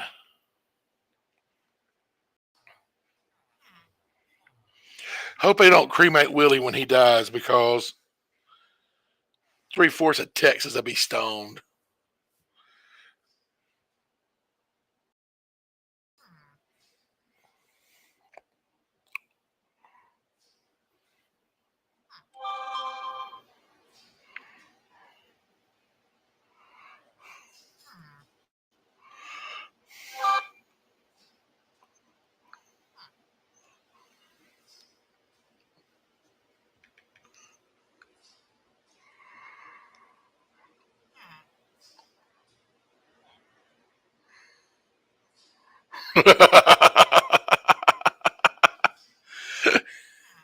I've never seen him live either. I don't think. I tell you what, though, I don't know what it is. One of my favorite songs of his, but I can't listen to it because I don't know why, but Seven Spanish Angels, especially the version with him and Ray Charles sing it together. Which I mean, technically, is that a Ray Charles song or is it a Willie? It's actually, I think it was a Ray Charles song. I think that was originally Ray's. But welcome back, um, Seven Spanish Angels. Um, I can't listen to that song without my eyeballs wanting to leak. I ain't gonna lie. Okay, it was originally Ray Charles, but the version I've my favorite version is the version that's Willie and Ray together.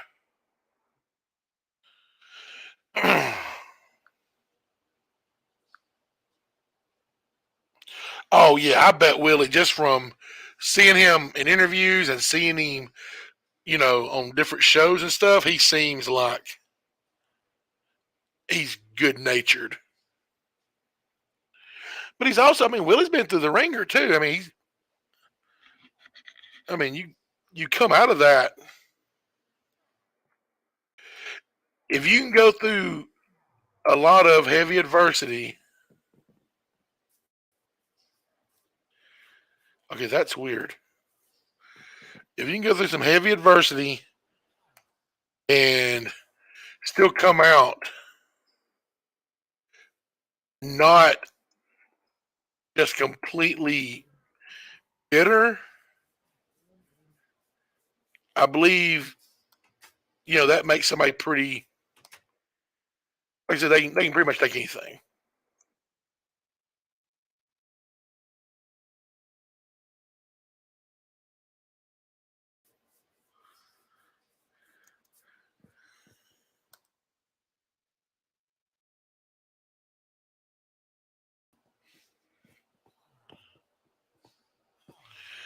Well, I mean, Willie just turned 90.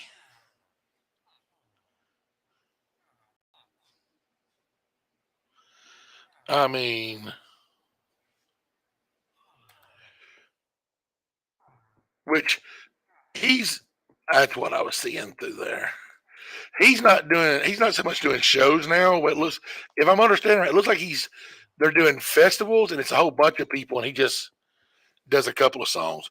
But don't me wrong, I can't imagine being able to just play a song or two and travel like that at 90. I mean, my God. Especially his 90. I mean, that's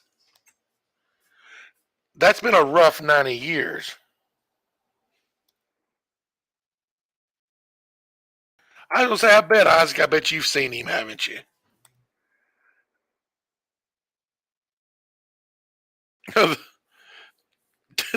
This guy's standing like I've got him blocked in. Oh, okay. That's oh, we got another grown up.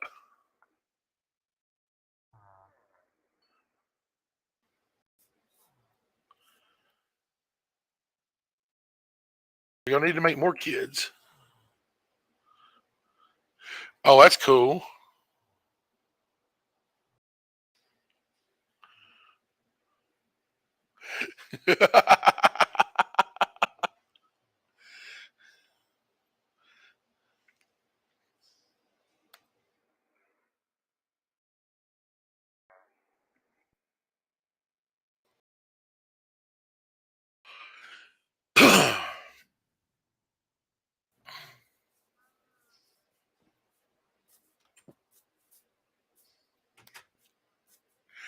I guess you've seen.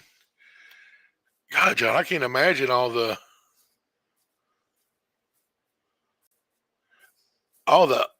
acts you've got to see live, especially when what was just the horde. I mean, y'all did that for what 5, 6 years, 8 years,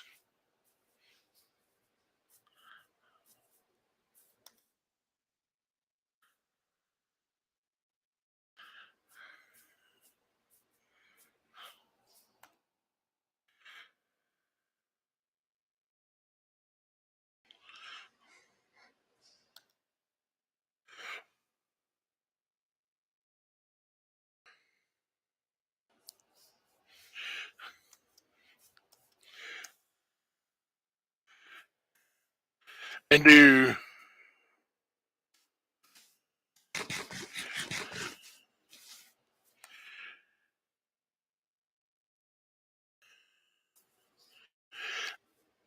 y'all even like when you're at the level you were at in the '90s? Um, do you even fanboy over big acts? I mean, like while you're sitting there number one on the charts, are you still like, oh my god, that's Clapton? Or if it's like, yeah, I got a Grammy, it ain't cool to meet anybody else now. They should be saying, oh my god, that's John.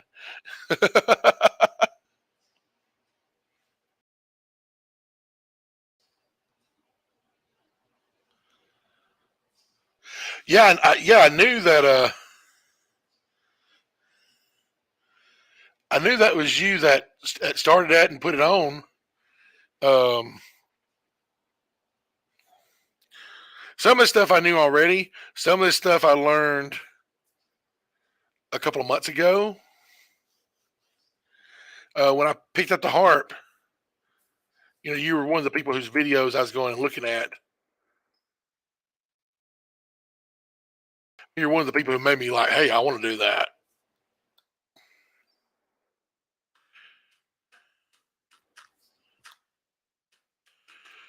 The stuff comes up. When you start looking up stuff about somebody, especially because I mean you've got history, man. You've been around, so it's not going to just show me your harmonica stuff. It's going to show, you know, with a they get popped up that actually brought me about Horde was the stuff with you and Chris Robinson.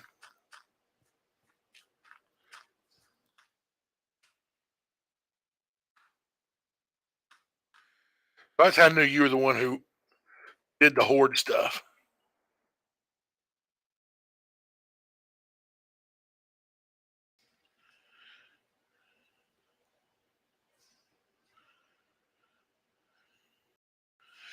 Man, I can't imagine winning. I can't imagine even being nominated for something like that. I mean, that's peak of your game. So my brother was, musician and singing show choir and stuff. I was baseball and football. I played football, and but I mean that's like winning the Super Bowl or the World Series.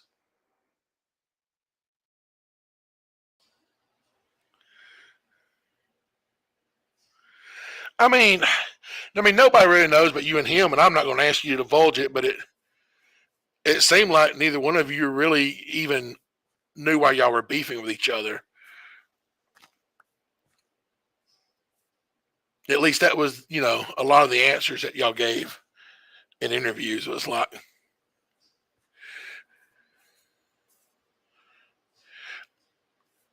now your responses was always hilarious, but like even Chris's was like when they'd ask him what's his problem with you, and he's like, just don't like you, man. And I'm like, okay, that had to be some kind of just miscommunication.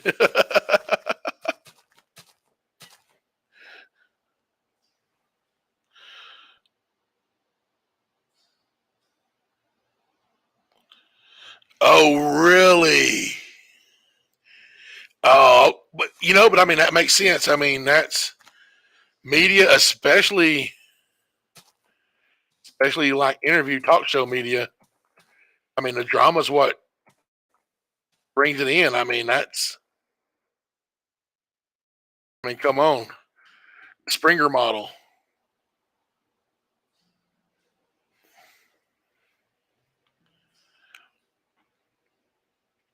I saw that interview. That interview was hilarious, actually.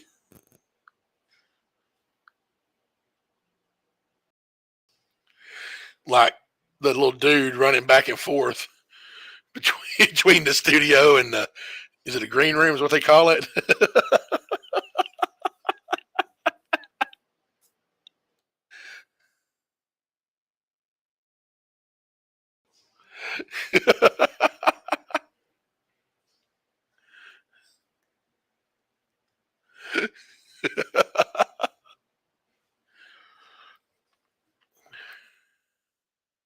Let's see. I don't know what else to do today on here. I have to get this bed out of the yard and get rid of this chest. I need to finish putting this stuff in. I let all my spare dirt deteriorate. Let me find some more.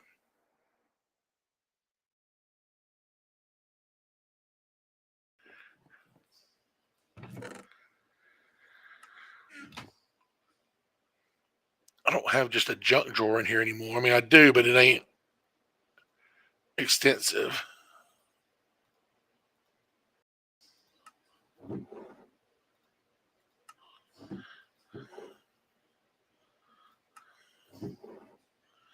There's some more dirts.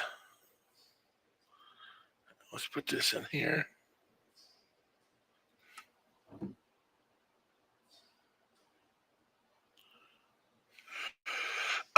Not much, but some. Yeah. Um, what was that I saw? There was something I saw on Twitter. Oh,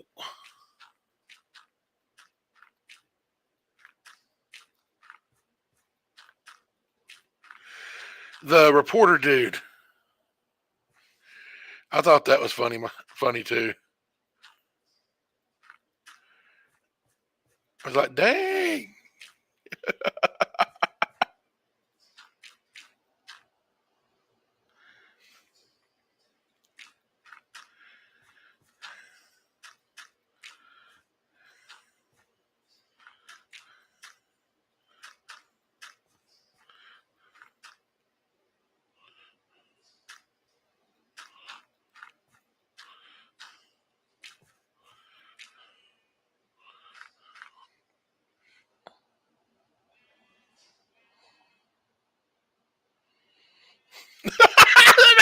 I forgot about that part. I remember that though.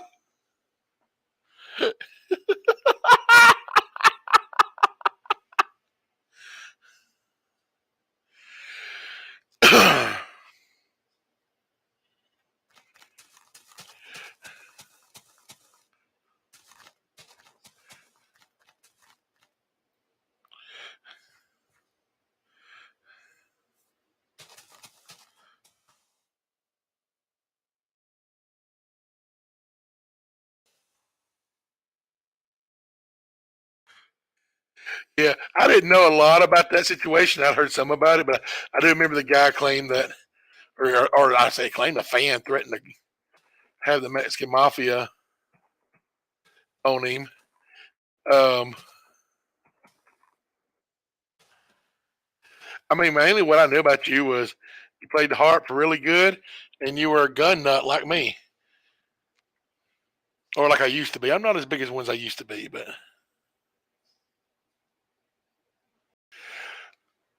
oh yeah, you get that kind of loyalty when you have fans making death threats on your behalf.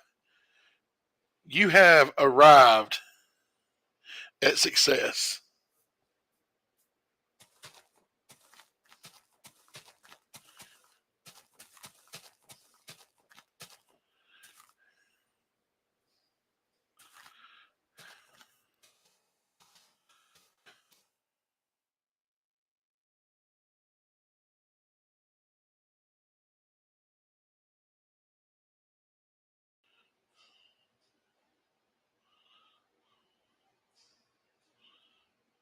No, I don't mean big like size.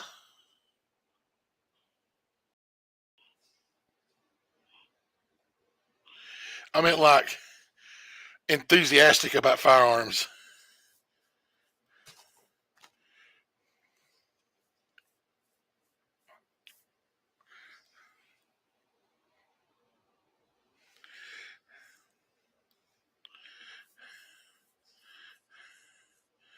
Like something the press made a bigger thing at, like that time you got pulled over, and I'm like, that's not even a lot.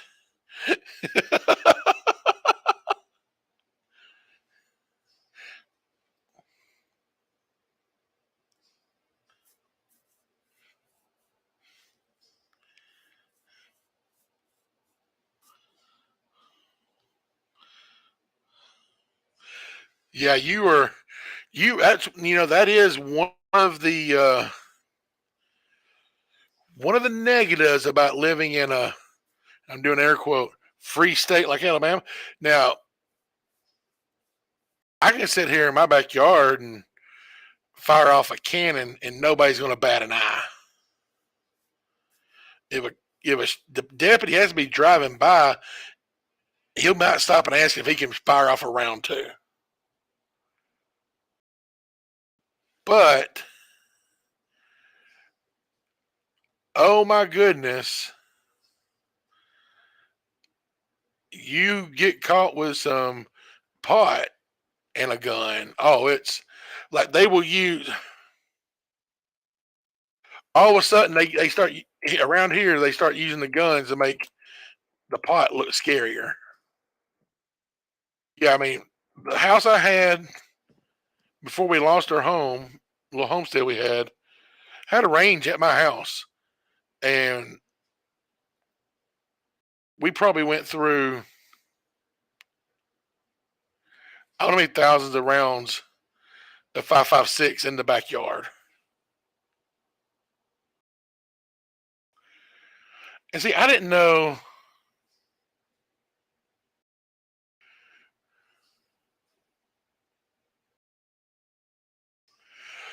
Oh, okay. See, the chambers thing confused me because I'm like, there's nothing illegal about having hidden chambers for your weapons. In fact, most law enforcement's how they want you to transport them.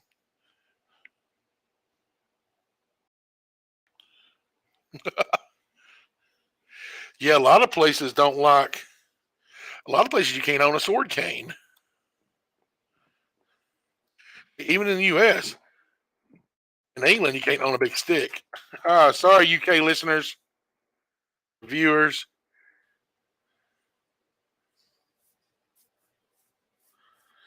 Maybe your laws will change, but not as long as you're got these feeble overlords and castles controlling you. I don't know.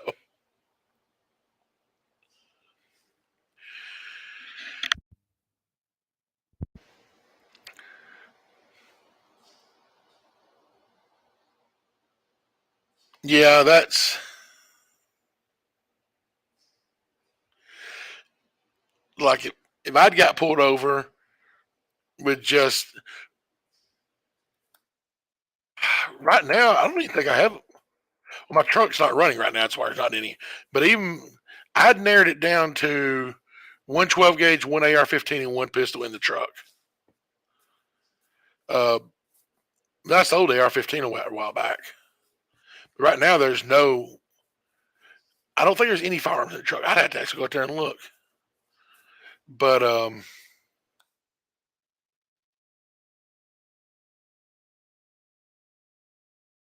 don't know what I was thinking. I need to harvest some more stuff. But yeah, that's in most states that would that would upset the balance. But Alabama's like, oh, okay.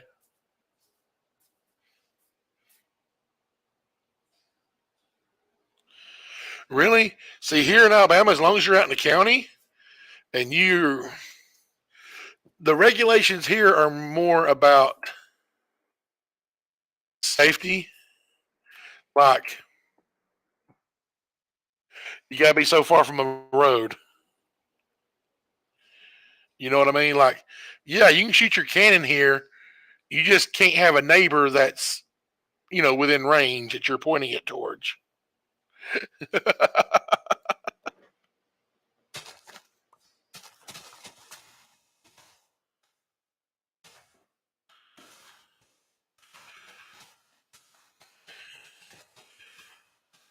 Now, there's still places in stupid beets.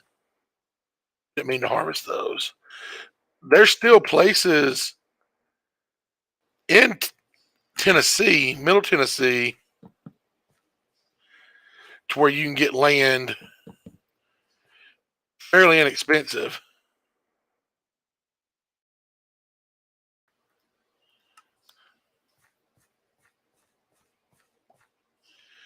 Um, it's just they're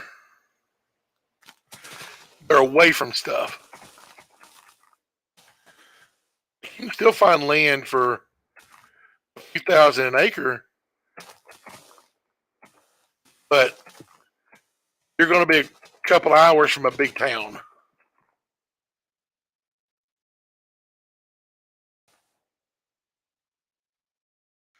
And that's how you know you're talking to a true Southerner, because I'm not saying anything about miles. I'm saying you'll be a couple hours.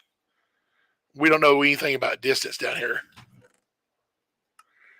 In miles, it's all about how long does it take you to drive it.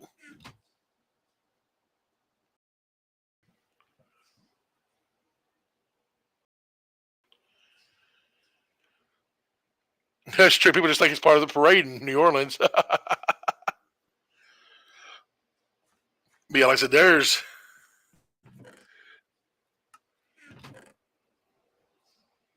still affordable land in north of Lynchburg. Lynchburg's about an hour north of me, and if you go north of Lynchburg, um, you can still find some affordable land, but you may not have high speed internet. Um, Depending on the land, you may not have utilities. You may be off the grid. You may have to go solar and dig a well. Some of it though does have public utilities, and you're going to be outside of any city. You can be within a couple hours of Nashville. And see, I'd love to go completely off grid solar.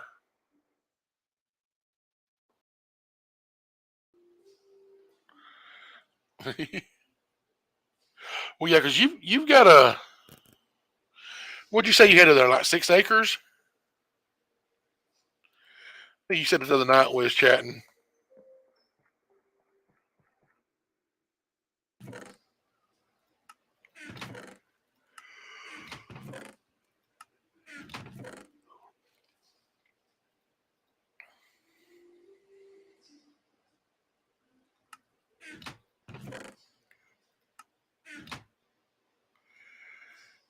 Yeah, I think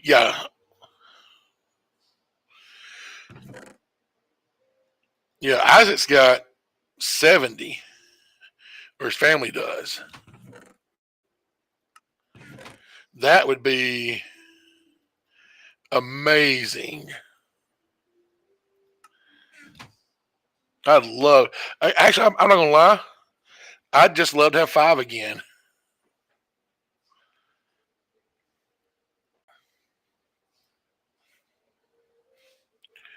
Like I'd be happy with just 5 again because with 5, that's enough for me to homestead our chickens, our pigs, our bees, and enough room for a couple of cows, and grow all our own vegetables.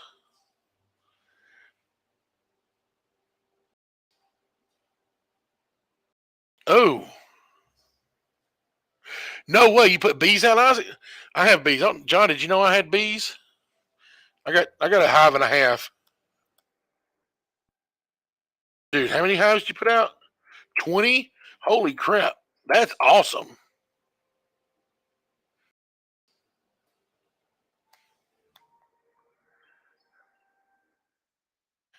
I'm not expanding my hives until we have our own land. Um, that's what I want to do. I mean, y'all seen my honey videos. Yeah, bees are so cool, John.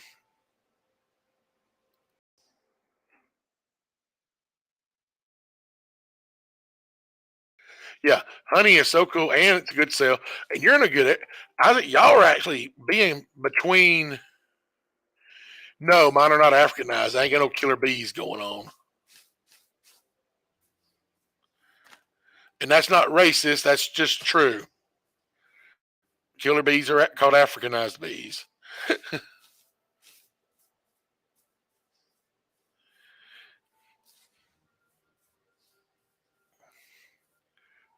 I love bees. I hate wasp. Oh, pumpkins. That's what I'm. We gotta harvest pumpkins.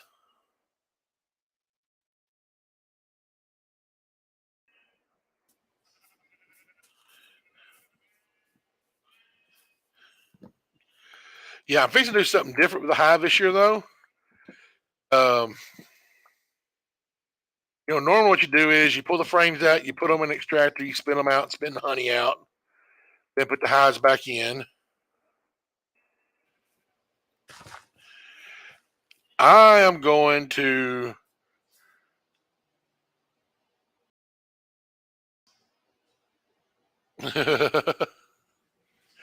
I'm going to put these things called half combs where I can sell comb honey without having to worry about getting the bees out of it.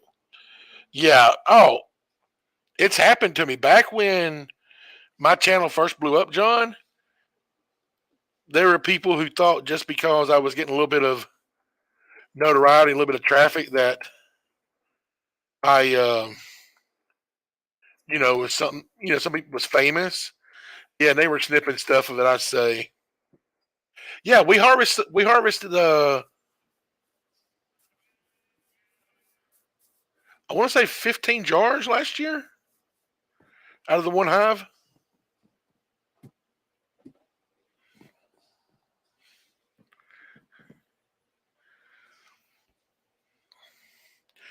They also tricked me into saying the old fashioned version of the N word. Somebody coming here and their first name was Knee, and their second name was Grow. And I was just greeting everybody like, hey John, hey Isaac, hey Aiden, hey, and I said it. I'm like, really? Y'all just tricked me into saying that?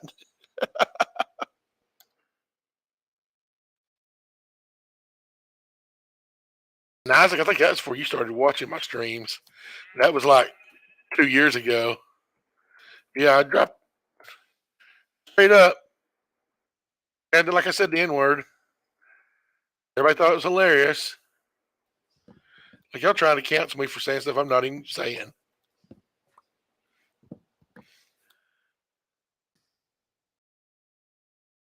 And that's also why I can't remember. There's been a couple of words like that, a couple of names that have tricked me into saying stuff,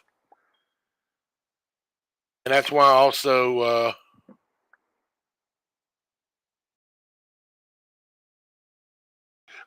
when I look at a word, it's spelled differently or weird, or name. That's why it takes me a minute to even say it because I'm like, hey, what? I'm sitting there saying it in my head, like, what can this sound like?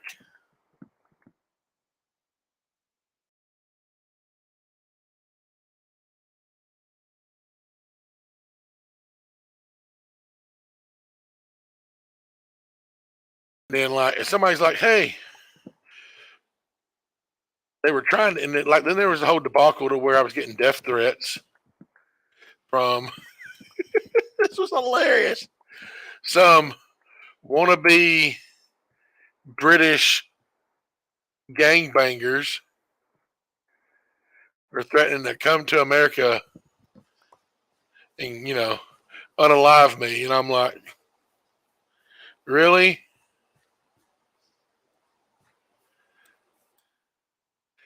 Let me tell you what. At that point in time, I wasn't going to church. I wasn't trying to be good. I was like, come on, want my address? Like, do you know? Do you know what would happen in North Alabama if I call the sheriff's department and be like, hey, some people from a foreign country came over here to America, and want to kill me. So they pulled up, simply in their Uber, and I shot them. The sheriff's gonna be like, okay, cool. Well, since I'm out to collect the bodies, and we're gonna throw a party. You're a guest of honor. Keep killing foreigners.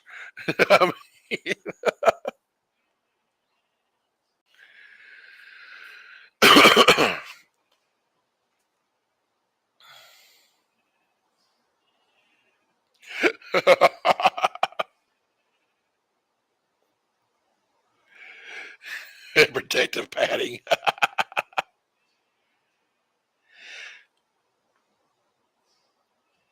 Look at that. I mentioned Dunn Aiden's name and he popped up.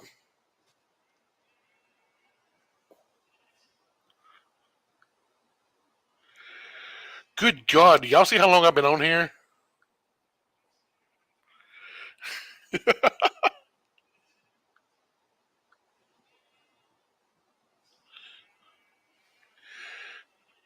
I don't know. I haven't eaten supper.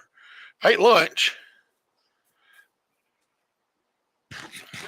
So I do most of the cooking around here. Sundays and Wednesdays are Jeff's days to cook. I didn't even think about that when Jeff took off.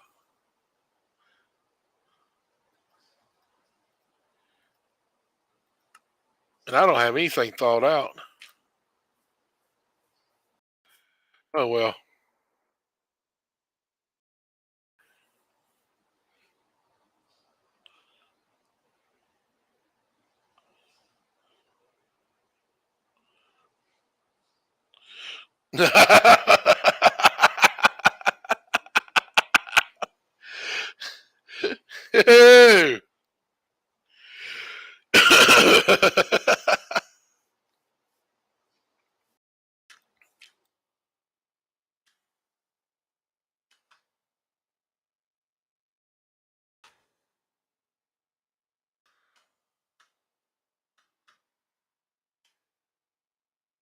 All right.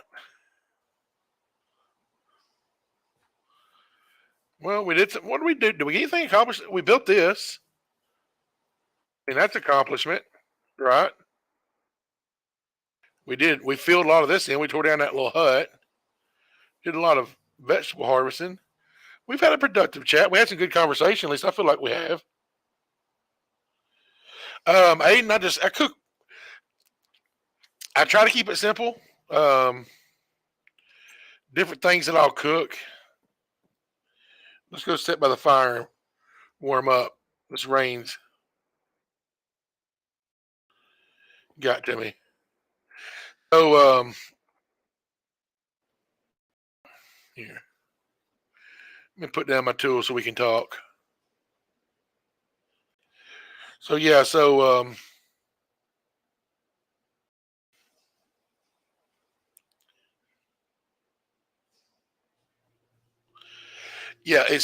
it stops it from burning me, so I can get up next to it. Oh, yeah.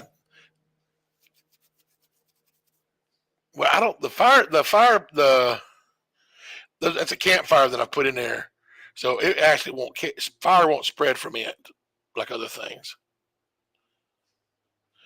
But what do I normally cook? So, like I said, it just depends.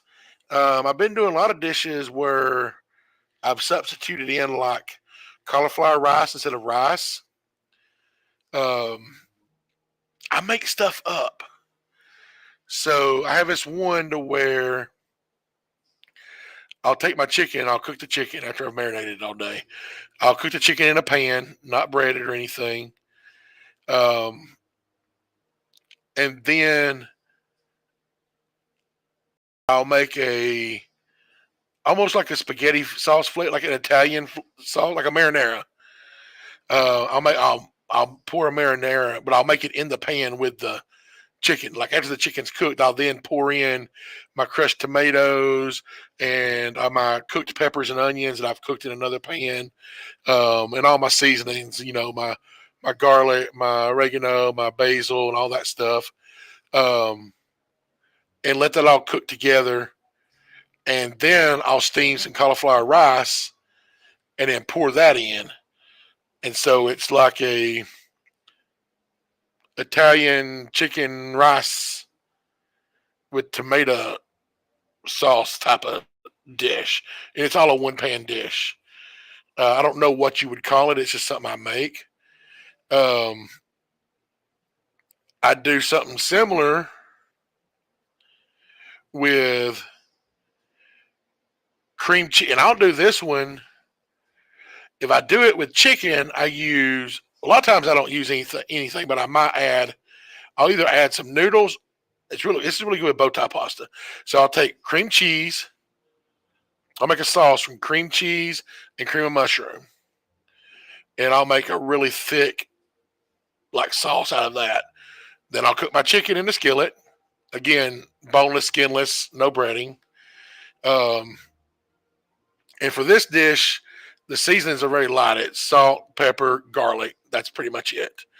Um, Now, of course, the chicken's marinated all day in other stuff. But when I cook the chicken down, then I pour the sauce that's made out of the cream cheese and cream of mushroom. I pour it into the pan with the chicken, and then I'll either use bow tie noodles or again I'll use cauliflower rice. Now I do a Dell's version of beef stroganoff, which is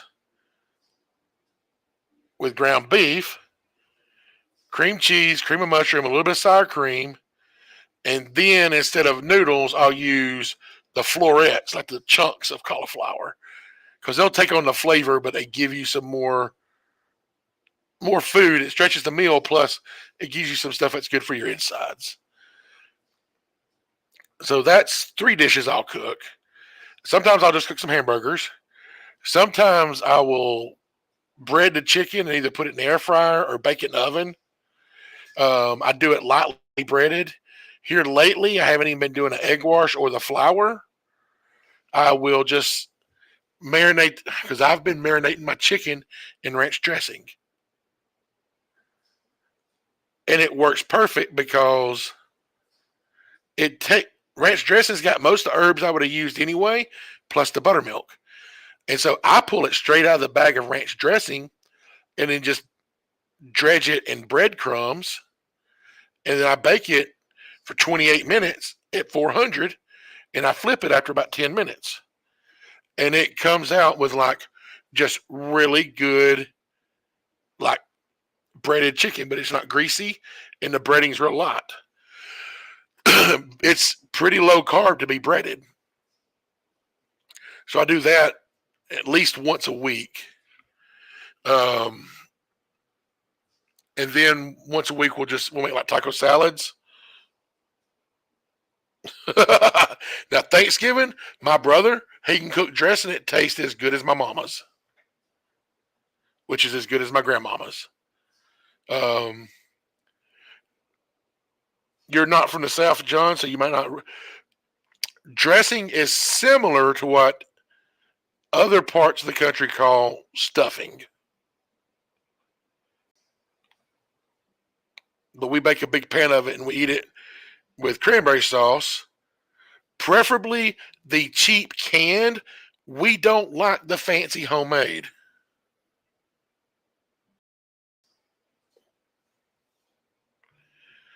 Cheap canned cranberry sauce that we call turkey jelly, and we eat it with our chicken and dressing. But my brother makes a dressing that tastes as good as my mom's. It's a cornbread dressing. Um, it's made with cornbread, chicken broth, chicken, celery, onion, sage, chopped up boiled eggs. It's really good.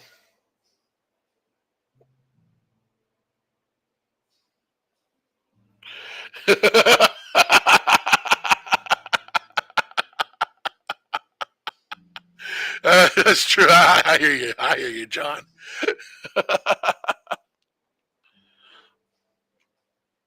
Um, and some nights, Aiden, I'll cook taco salad, which really what that is, that's just, I'll cook some taco meat and I'll cook, I'll brown the ground beef.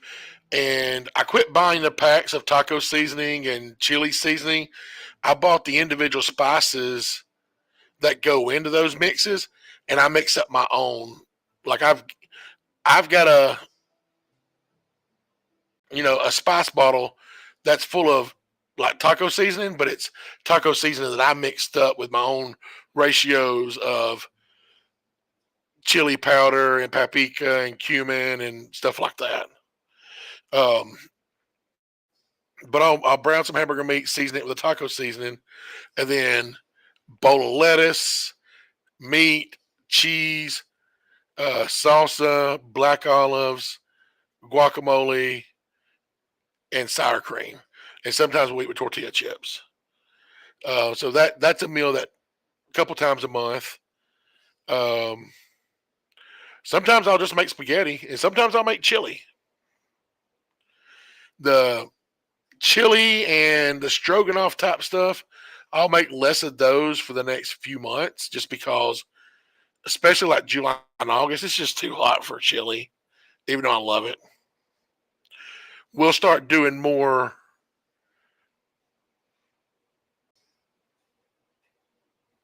I just like salsa and guac. Jeff makes a good homemade guacamole. Um,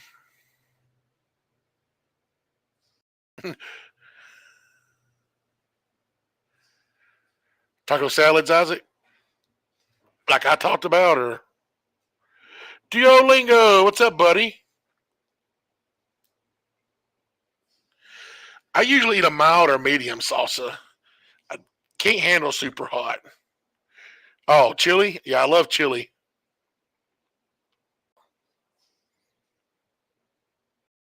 I've got my own chili seasoning that I make out of chili powder, um, paprika, garlic, onion powder, and I also put some cayenne in mine too. Jalapenos and cayennes. That's about the hot as I like to go. Okay, look, y'all. Wendy's chili is severely underrated. Like Wendy's chili is homemade quality good.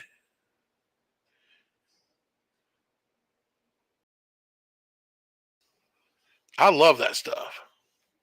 I haven't had it in years, but I love it.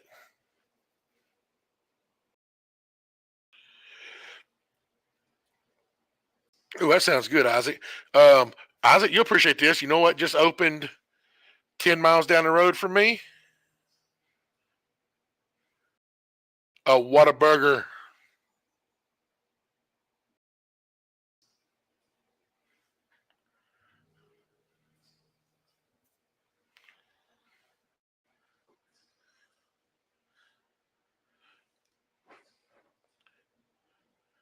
right next to your house. Yeah, see, Whataburgers are new to this area. We got one um, a little over a year ago, about an hour away from me. But hey, after 45, I've made it a point to keep a bottle of Pepto on hands at all times. Oh, that's because you live in a fancy neighborhood, Isaac. There's pros and cons to that.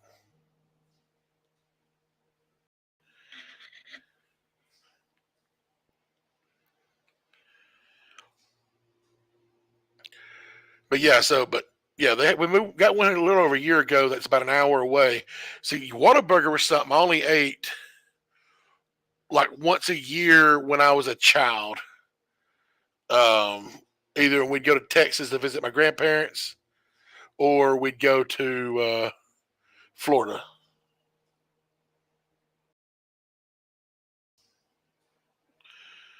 Well, that's kind of where I'm at. We don't have a lot of nothing, but the little. So I'm 10 miles from a town that used to be really small. That's starting to turn into. It's gone from a small town to it's almost a small city now, which is sad because that means I got to move another 10 miles away.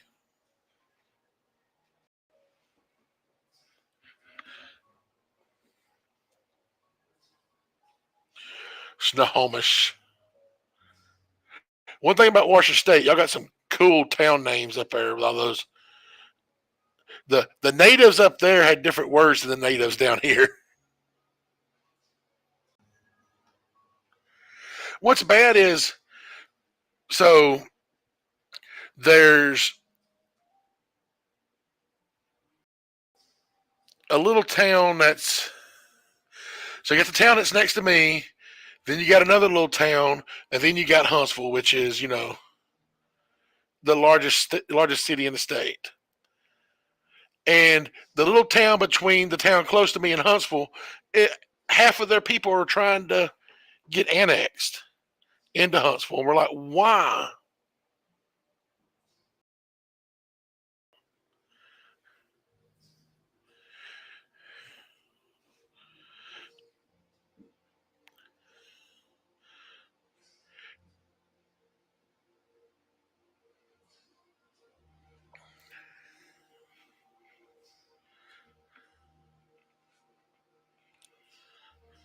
See, the Alaska part would be amazing. I would love to do that.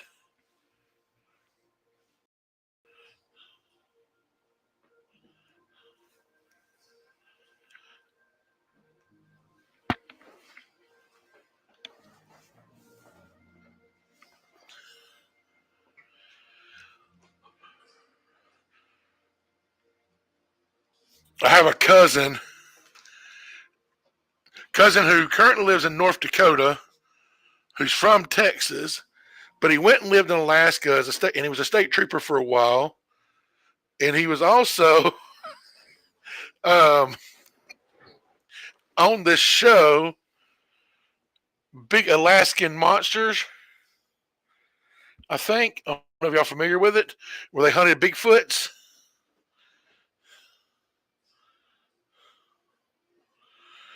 Are y'all familiar with that show?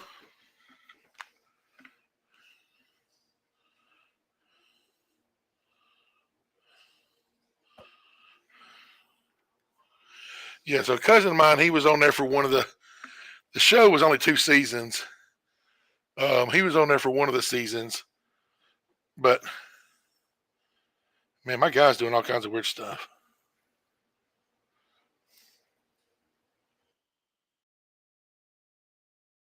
Yeah, there we go. That fixed it.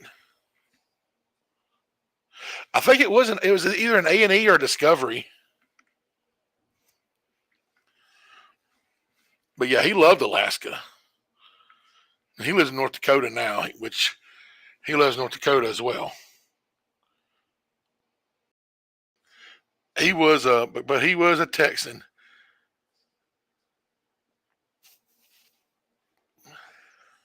Speaking of which, Texas, Isaac, last night when we was playing geoguesser, I narrowed down the area and I picked Hawthorne City because that's where my dad went to high school a couple years, which is close to Fort Worth. But I think we've discussed that you knew where Hawthorne City was before.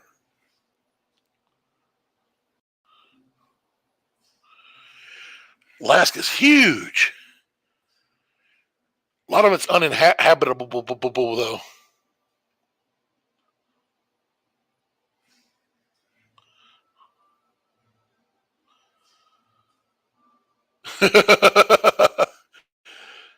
So I've never been on a cruise.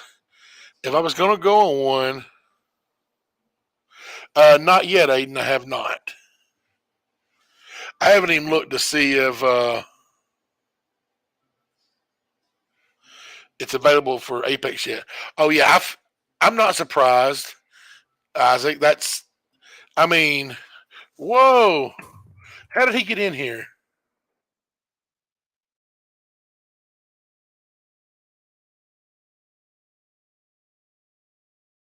Um,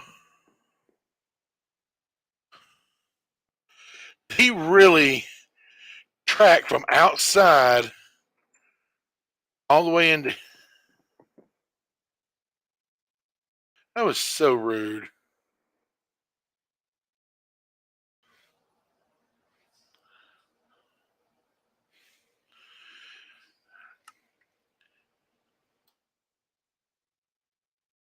Man, I get some more iron bars. I have one of those.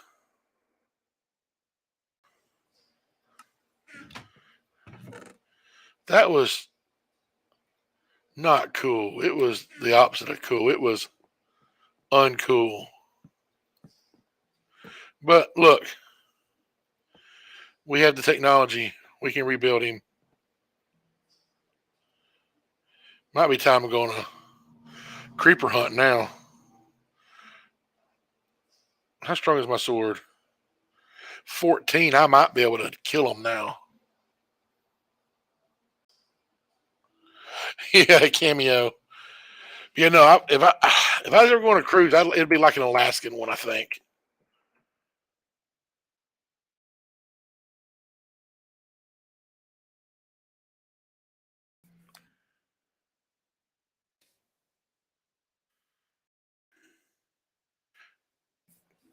How do you just?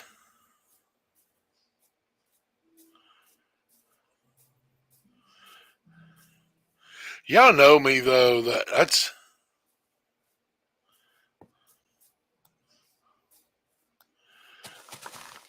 a cruise is.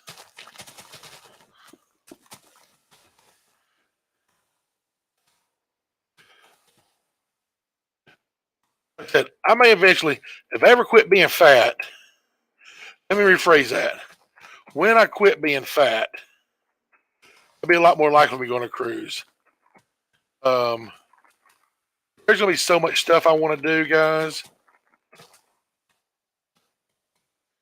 I'm gonna need my channel to literally blow up to fund everything I'm gonna want to do. Because I'm telling you, I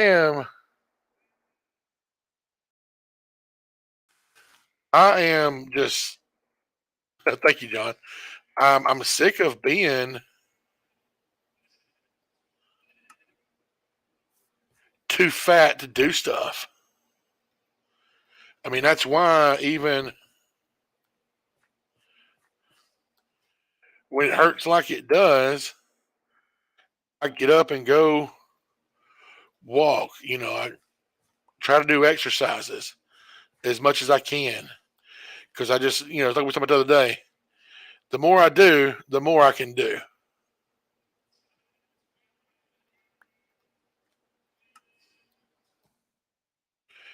There's so many things, and I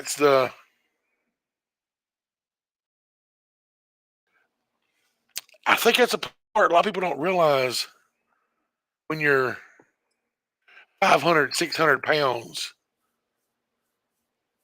You, it isn't just, ooh, I can't ride an airplane anymore. I can't ride a roller coaster. I don't go to people's houses anymore because I don't know. One, I don't want to break their furniture, which is a very real possibility at my size. But even at that, take away that aspect, I mean, they may not have furniture big enough for me. It ain't even a matter of breaking it. You know, their furniture may not be big enough for me to sit in. Especially say they're a place that has individual chairs and not sofas, or say all they have is, a love seat and a love seat and a chair, and there's three people. Can't fit in the chair, but then I can't fit in the chair with in the love seat with somebody else. Um, you know, I don't go to a lot of restaurants. One is just because I got so fat, I didn't want to be seen. I just did not want people to see me. But also, between my weight and the busted knee, I have to have stuff a little higher. Like my chair that I sit on in the living room, you know, it did not come with legs that was high enough. So I literally took some lumber and plywood and built like a little platform so the chair's raised up. Because if I didn't, I would never get up because it hurts too bad to get up from normal height, especially if it's not a firm couch or chair. But most restaurant chairs are about an inch or two too low for me.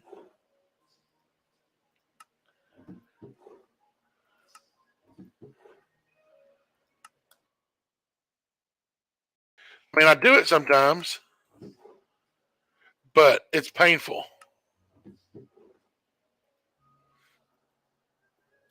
It is very isolating. And people don't understand that. My cousin's son, well, I mean, he's technically my cousin too. He was me come to his birthday party, and I'm just like, dude, I don't know if I can handle being there that length of time.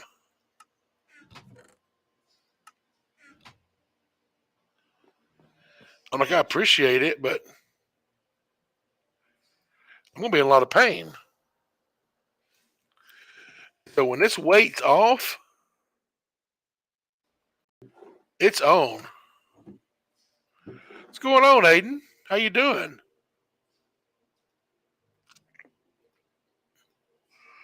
I'm gonna do all the things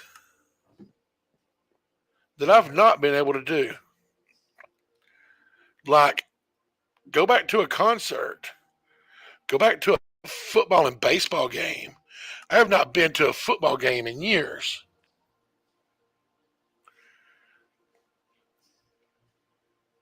I'm gonna get my stupid knee replaced. That way I can stand more than. Well, I don't know. Once the weight's off, the knee may heal.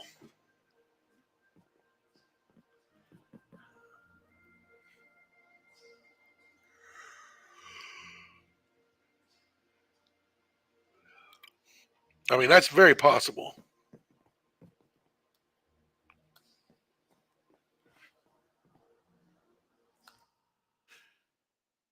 But also, it's not just. Even before when I blew up fat, before I got super crippled, I quit going to a lot of things because it's not just.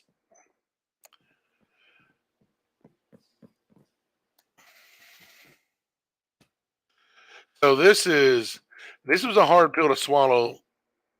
this was a hard pill. This was a hard thing to tell somebody one day. I quit going to a lot of places because I make it unenjoyable for others.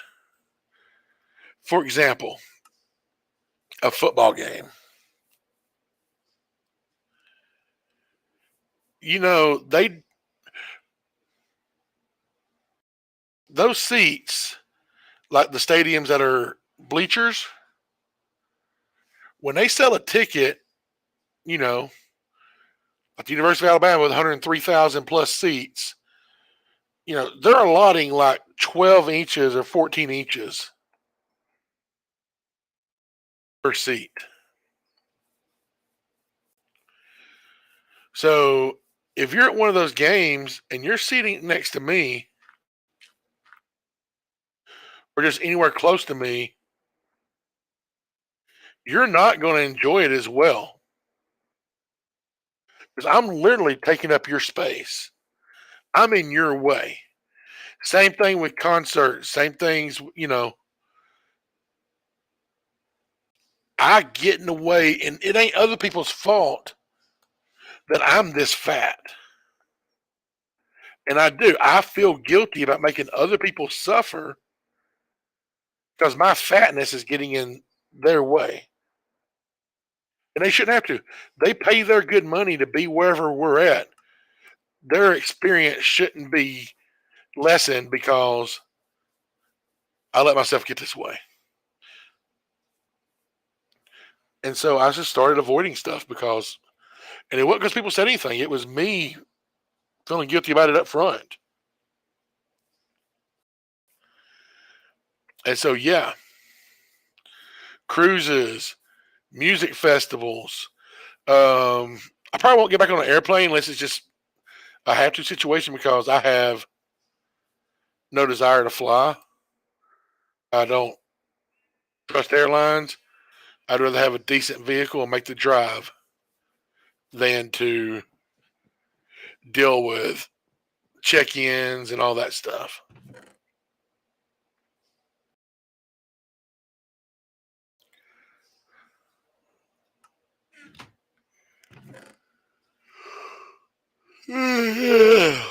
We need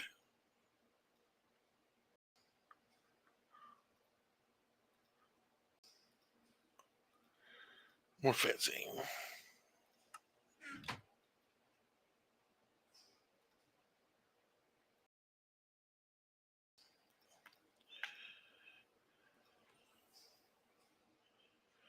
We can go. We don't have to make them here. We can carry it with us.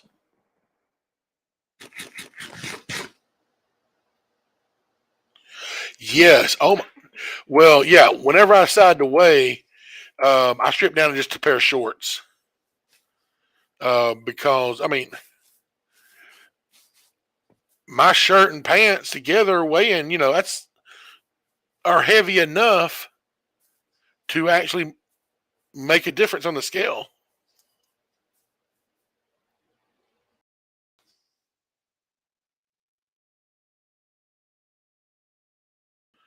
Oh wow, that's so weird. Ah, okay, I gotta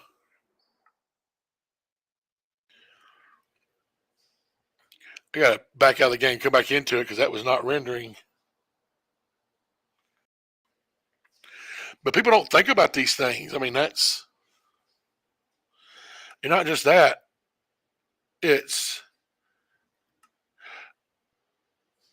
I have to get my stuff from a fat person store, and even then, it's like, oh, I got to order, and they're expensive.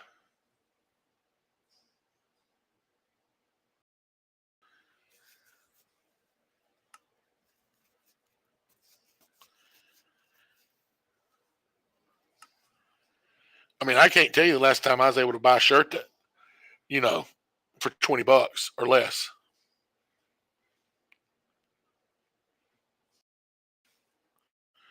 Okay, there we are. Now we're logged in.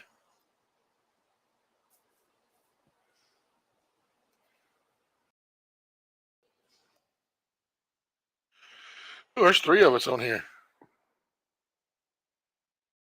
I know there's 2 of us.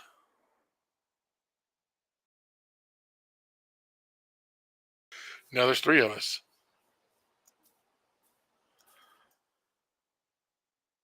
Of course, it's raining.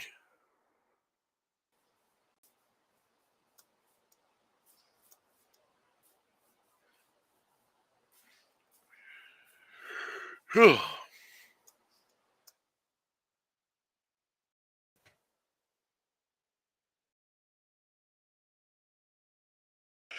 Yeah, it's like y'all get a ton of rain up there, don't you?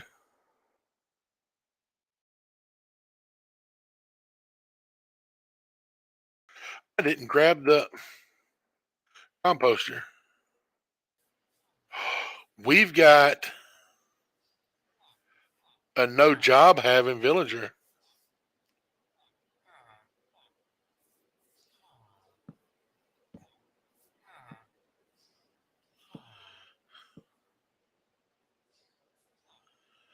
I don't want you there. Like, it's almost like they want to get hit.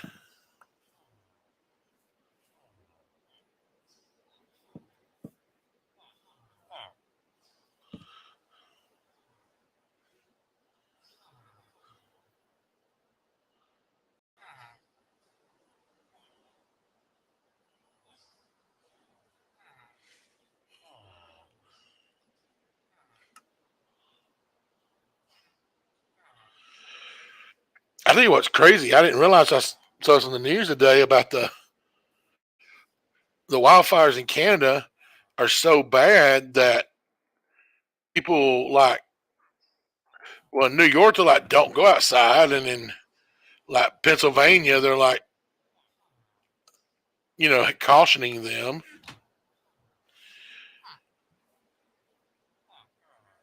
I mean, and the smoke from the Canadian fires reaches far south as, like the Carolinas.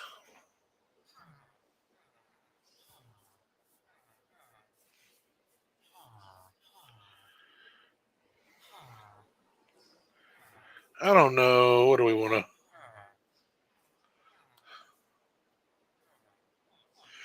Yeah, Maryland was the other place where it was real bad. You're in armor. We're good. I don't think we have stuff to make another one of those.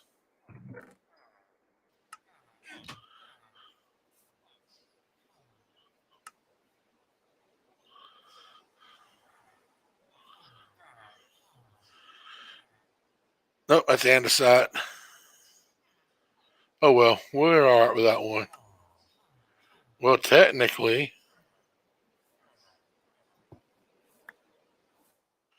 what's this?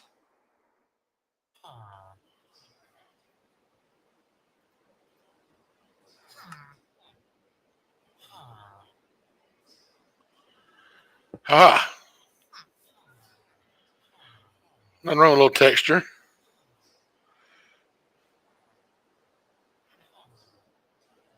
Yeah, code. Yeah, that's about a code red. That's scary. Oh, we don't have a stone cutter here,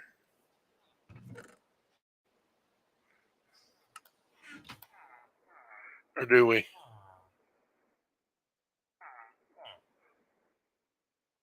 No. Well, let me take down a few random pieces of. We'll replace it with andesite.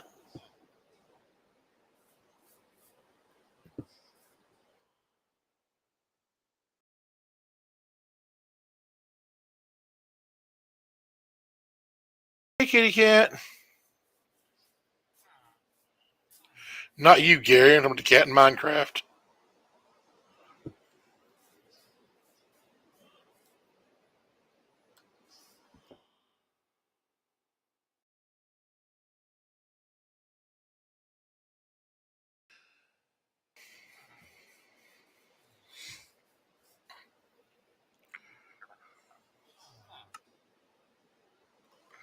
All right, we made slabs. Now let's make another grindstone.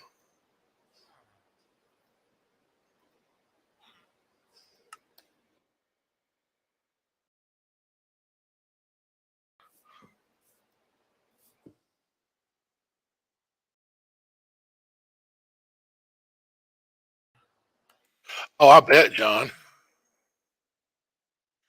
Uh,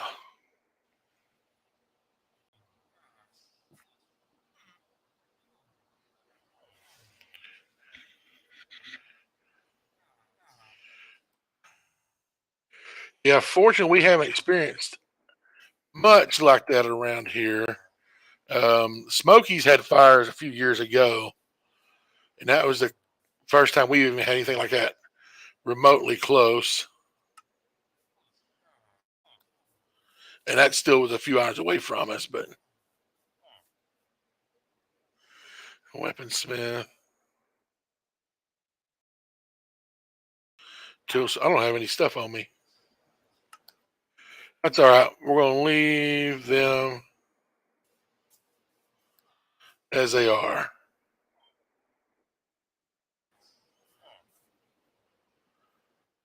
Might be time.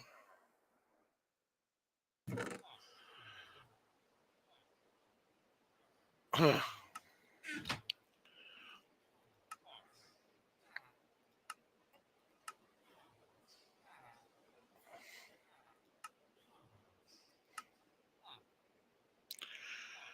Where's the bread? Oh, right there.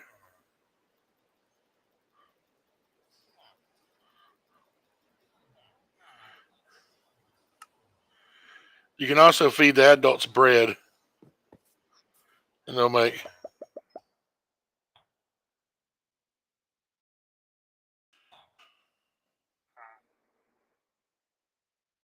All right, y'all go do your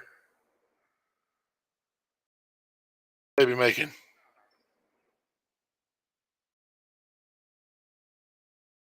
Everybody's watching. Y'all go ahead.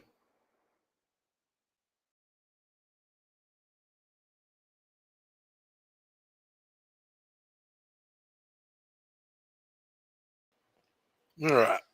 I can do so much more here. I think eventually I will.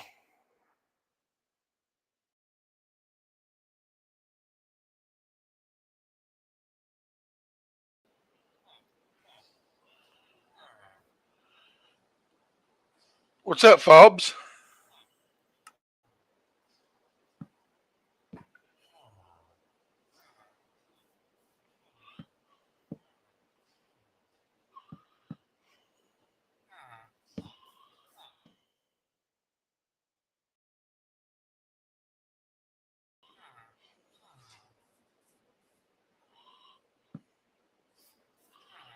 All right.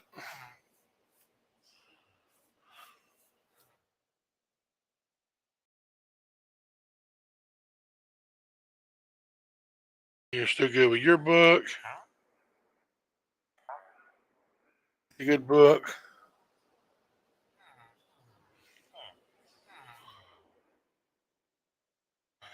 Great book.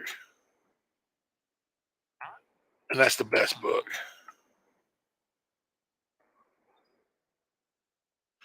And we'll eventually start working you guys up. We've got to start working these guys because I need to get the XP. So you do this for a couple of reasons. One, it's so you know you can always. I mean, the other ones, most times you just let them do whatever. You get librarians, you keep doing those, you get one that's got mending. And so,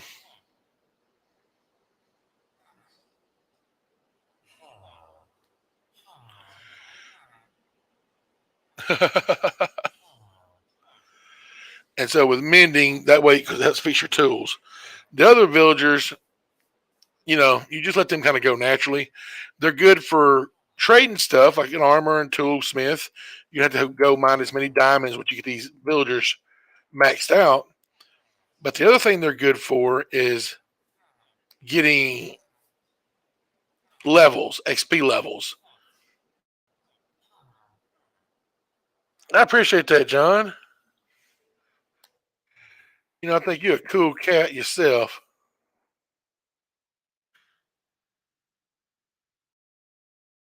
That's the main reason I keep doing this. Oh, I've been forgetting to.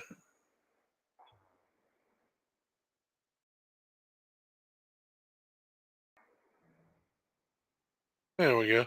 Yeah, so I can always get XP when I need it and get emeralds and also have the books that I need to enhance my tools, weapons, and stuff.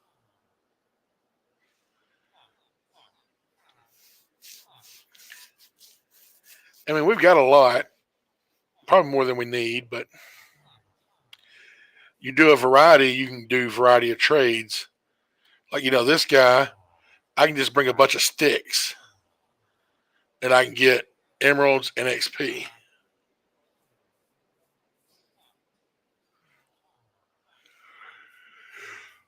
You know what I think I'll do next? A fisherman.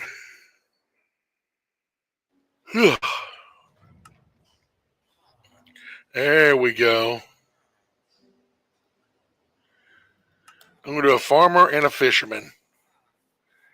And I think we're going to call it. That's the farmer. Oops. No, because I want to get a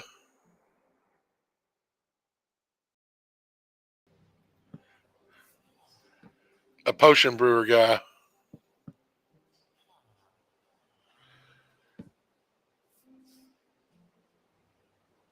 So here's the fisherman. And then this will be the potion brewer guy.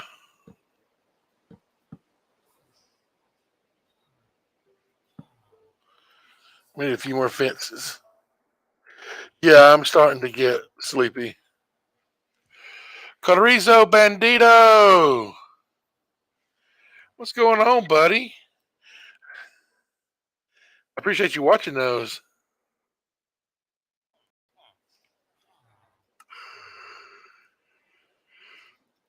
Yeah, the yawns are real, y'all.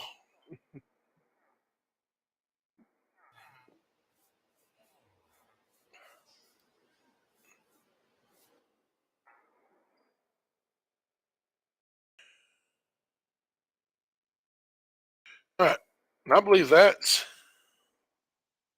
a good enough villager thing. You'll hear the iron golem outside the walls. I've got a brewing stand that I can bring over here. Thank you, thank you.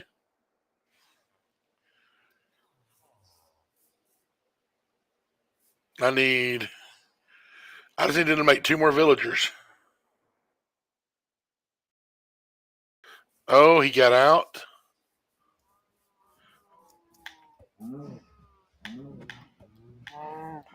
Dude, quit running around like you're on fire. Why did he give me a hide? I mean, he gave me some meat, but. You guys doing okay over here?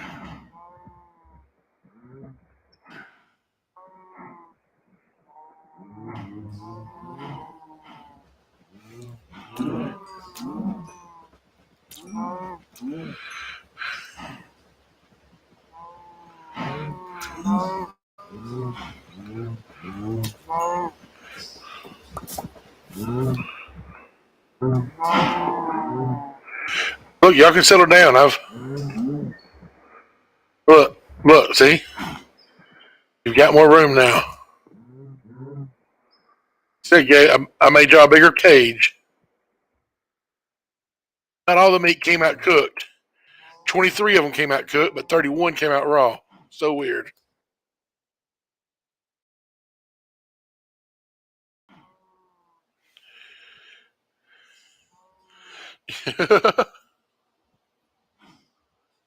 Yeah, they did. Horse gets run free.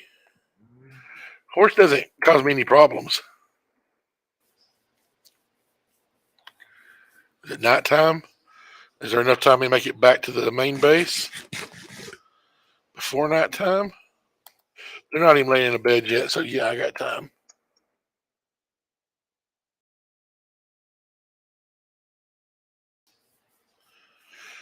If I take a horse, it might.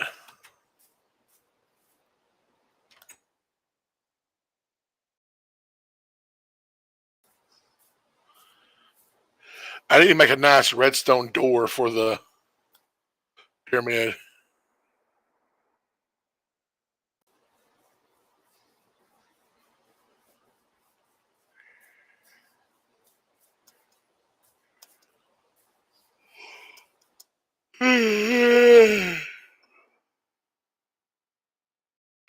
Yeah, I don't know if I'll ever be able to do a 24-hour stream. I'll fall asleep. Y'all may turn it on and find me snoring. Happened on a job once. For a few months, I did Xbox tech support from home. This was back 10 years ago. And there was something wrong with the system. We were not getting phone calls. And I mean, it went from back to back to back calls nonstop to one call every 2 or 3 hours. And my boss apparently wanted to do some training during the slow time. Ouch. And sent me an instant message. We weren't working directly for Microsoft. We was working for a contractor that was hired out by Microsoft. And this company was so low budget that they didn't even have a good system for internal messaging. So we all had to use Yahoo Messenger, use our own personal Yahoo Messenger, and have our friends on it. Have our boss as one of our friends on it. And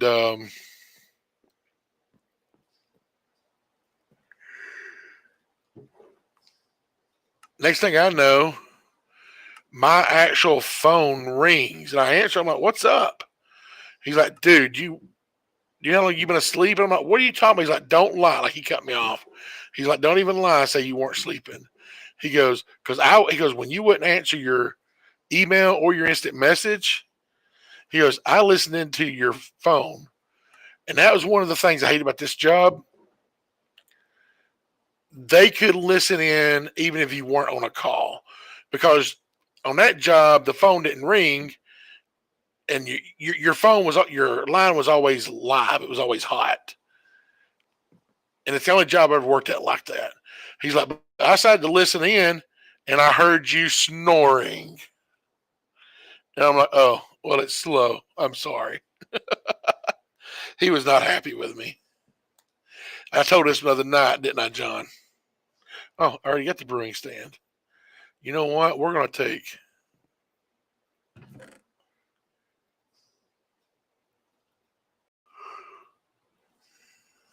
some carrots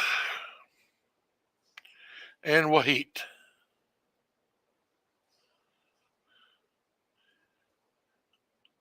Yeah. That way we can make more villagers if we need to. But we're almost done with needing to make them.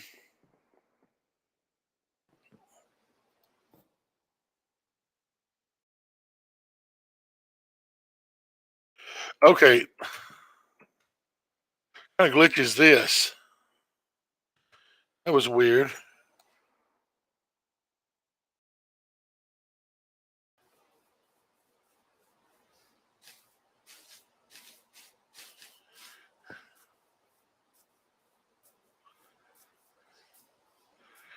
All right, we're going to go place this brewing stand, and we're probably going to be done for the evening.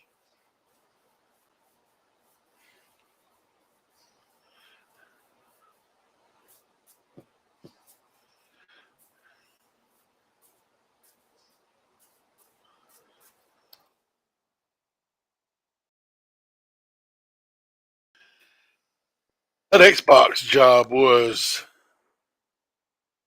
that was a struggle. And the reason is you got to realize at the time, Xbox 360 was the most advanced gaming device out there.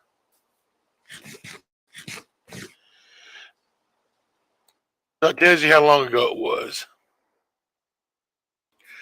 Which, if you think about your people who are 70 now and how little they know about technology, these were 60-year-olds getting stuff for their grandchildren back then and trying to get it all set up. And it wasn't like grandkid could help, because either grandkid wasn't there because they didn't live there, it was just, or it was a surprise. And you want to talk about difficult. Imagine explaining to somebody who's 60 or 70 years old 10 years ago. Now, you youngsters may not understand what I'm saying, but 60s and 70-year-old people were a lot less tech savvy 10 years ago. Okay, I got an example. I've got a buddy who 10 years ago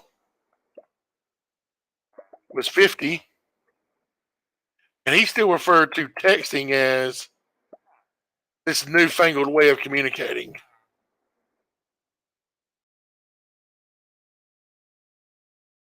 And these were the kind of people who I was trying to make understand the reason they could not connect to Xbox Live is because they did not have internet.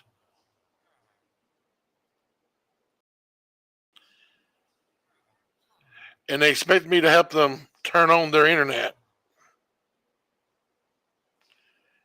that did not exist at their home.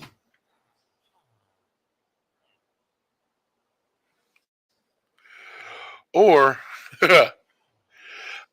when I was a mortgage broker, I took a short stint at DirecTV also, help pay the bills. Because being a mortgage broker was straight commission. And starting out, I needed some solid income with that. So, DirecTV, this is like 2004, 2005. God, John. Um, you would have people call in yelling, and this is one that stood out the most. This old lady was cussing me, calling me every word you could think of. I wouldn't talk to a rabid dog the way she was talking to me. And the thing she kept yelling, you don't have the right. Now I'm censored. I'm not going to say everything she goes, I don't speak like that anymore. And you don't have the right. You know, and I'm like, what are you talking about? Just because I didn't pay my bills, you don't have the right. Well, ma'am, yeah, if you don't pay your bill, you're not going to have service. You can cut off my service, but you so and so's, a lot of F words getting thrown in here, don't have the right to turn off my TV. I'm like, what? She's like, my TV won't turn on, even for the antenna. USOBs, I got no right to turn off my TV. You can disconnect my service, make my satellite not work, but I'm never going to pay that bill and get it back because y'all turned off my TV. And I'm trying to explain to this lady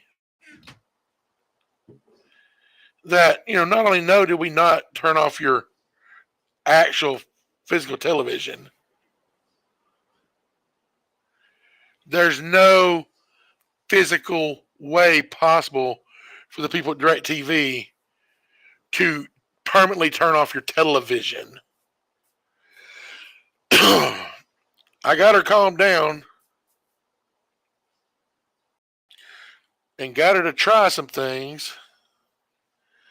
And eventually we discovered that when her son or grandson or nephew or somebody was helping hook up the antenna and disconnect the DirecTV box, they had unplugged her television from the wall. And I can't tell you how many tech support calls were solved back then at DirecTV by having them unplug and replug their TV, because a lot of times it was just unplugged. I mean, that was black screen. They'd call in nothing but a black screen. Let's press the power button. I've already, okay, it's fine. So I want to try this. I want you to hold it and count. You'd make up some kind of nonsense about why you wanted to press it. And like, nothing's happening. I'm like, well, describe it to me. They're pressing the wrong button. Like our biggest tool we had when I worked at DirecTV was a image of a remote control that we could click on and make do different things. So because there was like 4 different remotes back then, depending on what type of receiver box they had. A lot, Aiden. That was probably the most common call was their TV was off. And that's when they got the black screen. Oh, it took some. You have to develop an attitude about it, John. I did PhoneWorks for DirecTV briefly, but then I did several years at American Express. Now that wasn't so bad because on that one I was in sales, so they didn't want to apply for a credit card or something like that. Then I didn't deal with the actual accounts, and I'm glad because some of those people, boy, when they'd actually get transferred to me and I'd send them on, that was rough.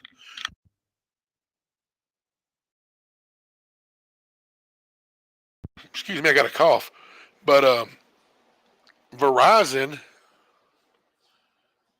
that was a tough. That was one, and that was also where you start dealing with these new age of parents, and like one of the calls that stood out to me most from Verizon was, I told y'all to disconnect my daughter's line. She's grounded from her phone, and so I had her phone disconnected, but she's still using it. I'm like, ma'am, that line's disconnected. Well, how's she still using her iPhone? I'm like, do you have internet in your house? She's like, well, yeah. And I'm like, she's on your Wi-Fi. And she's like, why need you turn that off? I'm like, ma'am, that's on the device. We can't turn off whether or not she gets Wi-Fi. That's like, you know, that's there. That's not a service from us. That's on the product. If you bought the iPhone and you never hooked it up to cell service, it would still work on Wi-Fi. It's basically a tablet. She's like, yeah, but you got to figure out how to make it where she can't get on the internet with. I'm like,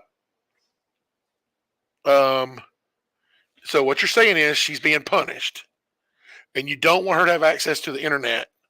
You don't want her to be able to use her phone. She's like, yes. I'm like, this is your 15-year-old. She's like, yes. I said, have you went and just taken the phone away from her? I can't do that. How dare you? Like, I was a monster for suggesting she take the device that she paid for away from her child who was being grounded from the device. And I'm like, you're trying to keep her from using it. She goes, yeah, but you can't take things from people. That's hers. I gave it to her. I don't have the right. That's just, and she started giving me this whole lecture. And I'm like, I looked and I'm like, Los Angeles, huh?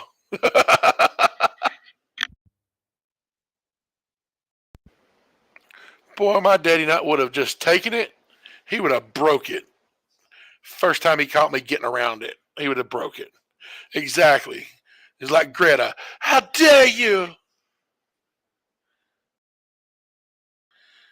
I'm like, that kid ain't got no rights. That's your kid.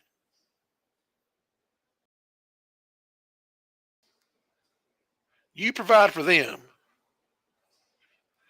They got a right to some bread and water and a safe place to sleep. That's all they've got a right to. But no, I was horrible because I suggested she take it away from her. She expected us at Verizon to discipline her child for her. And that was not an uncommon type of call. That's just how it was. Oh no, I'm about to end the chat myself. I'm You've heard me yawning. I appreciate you hanging out with me both streams, John. That's amazing. I've enjoyed the conversation.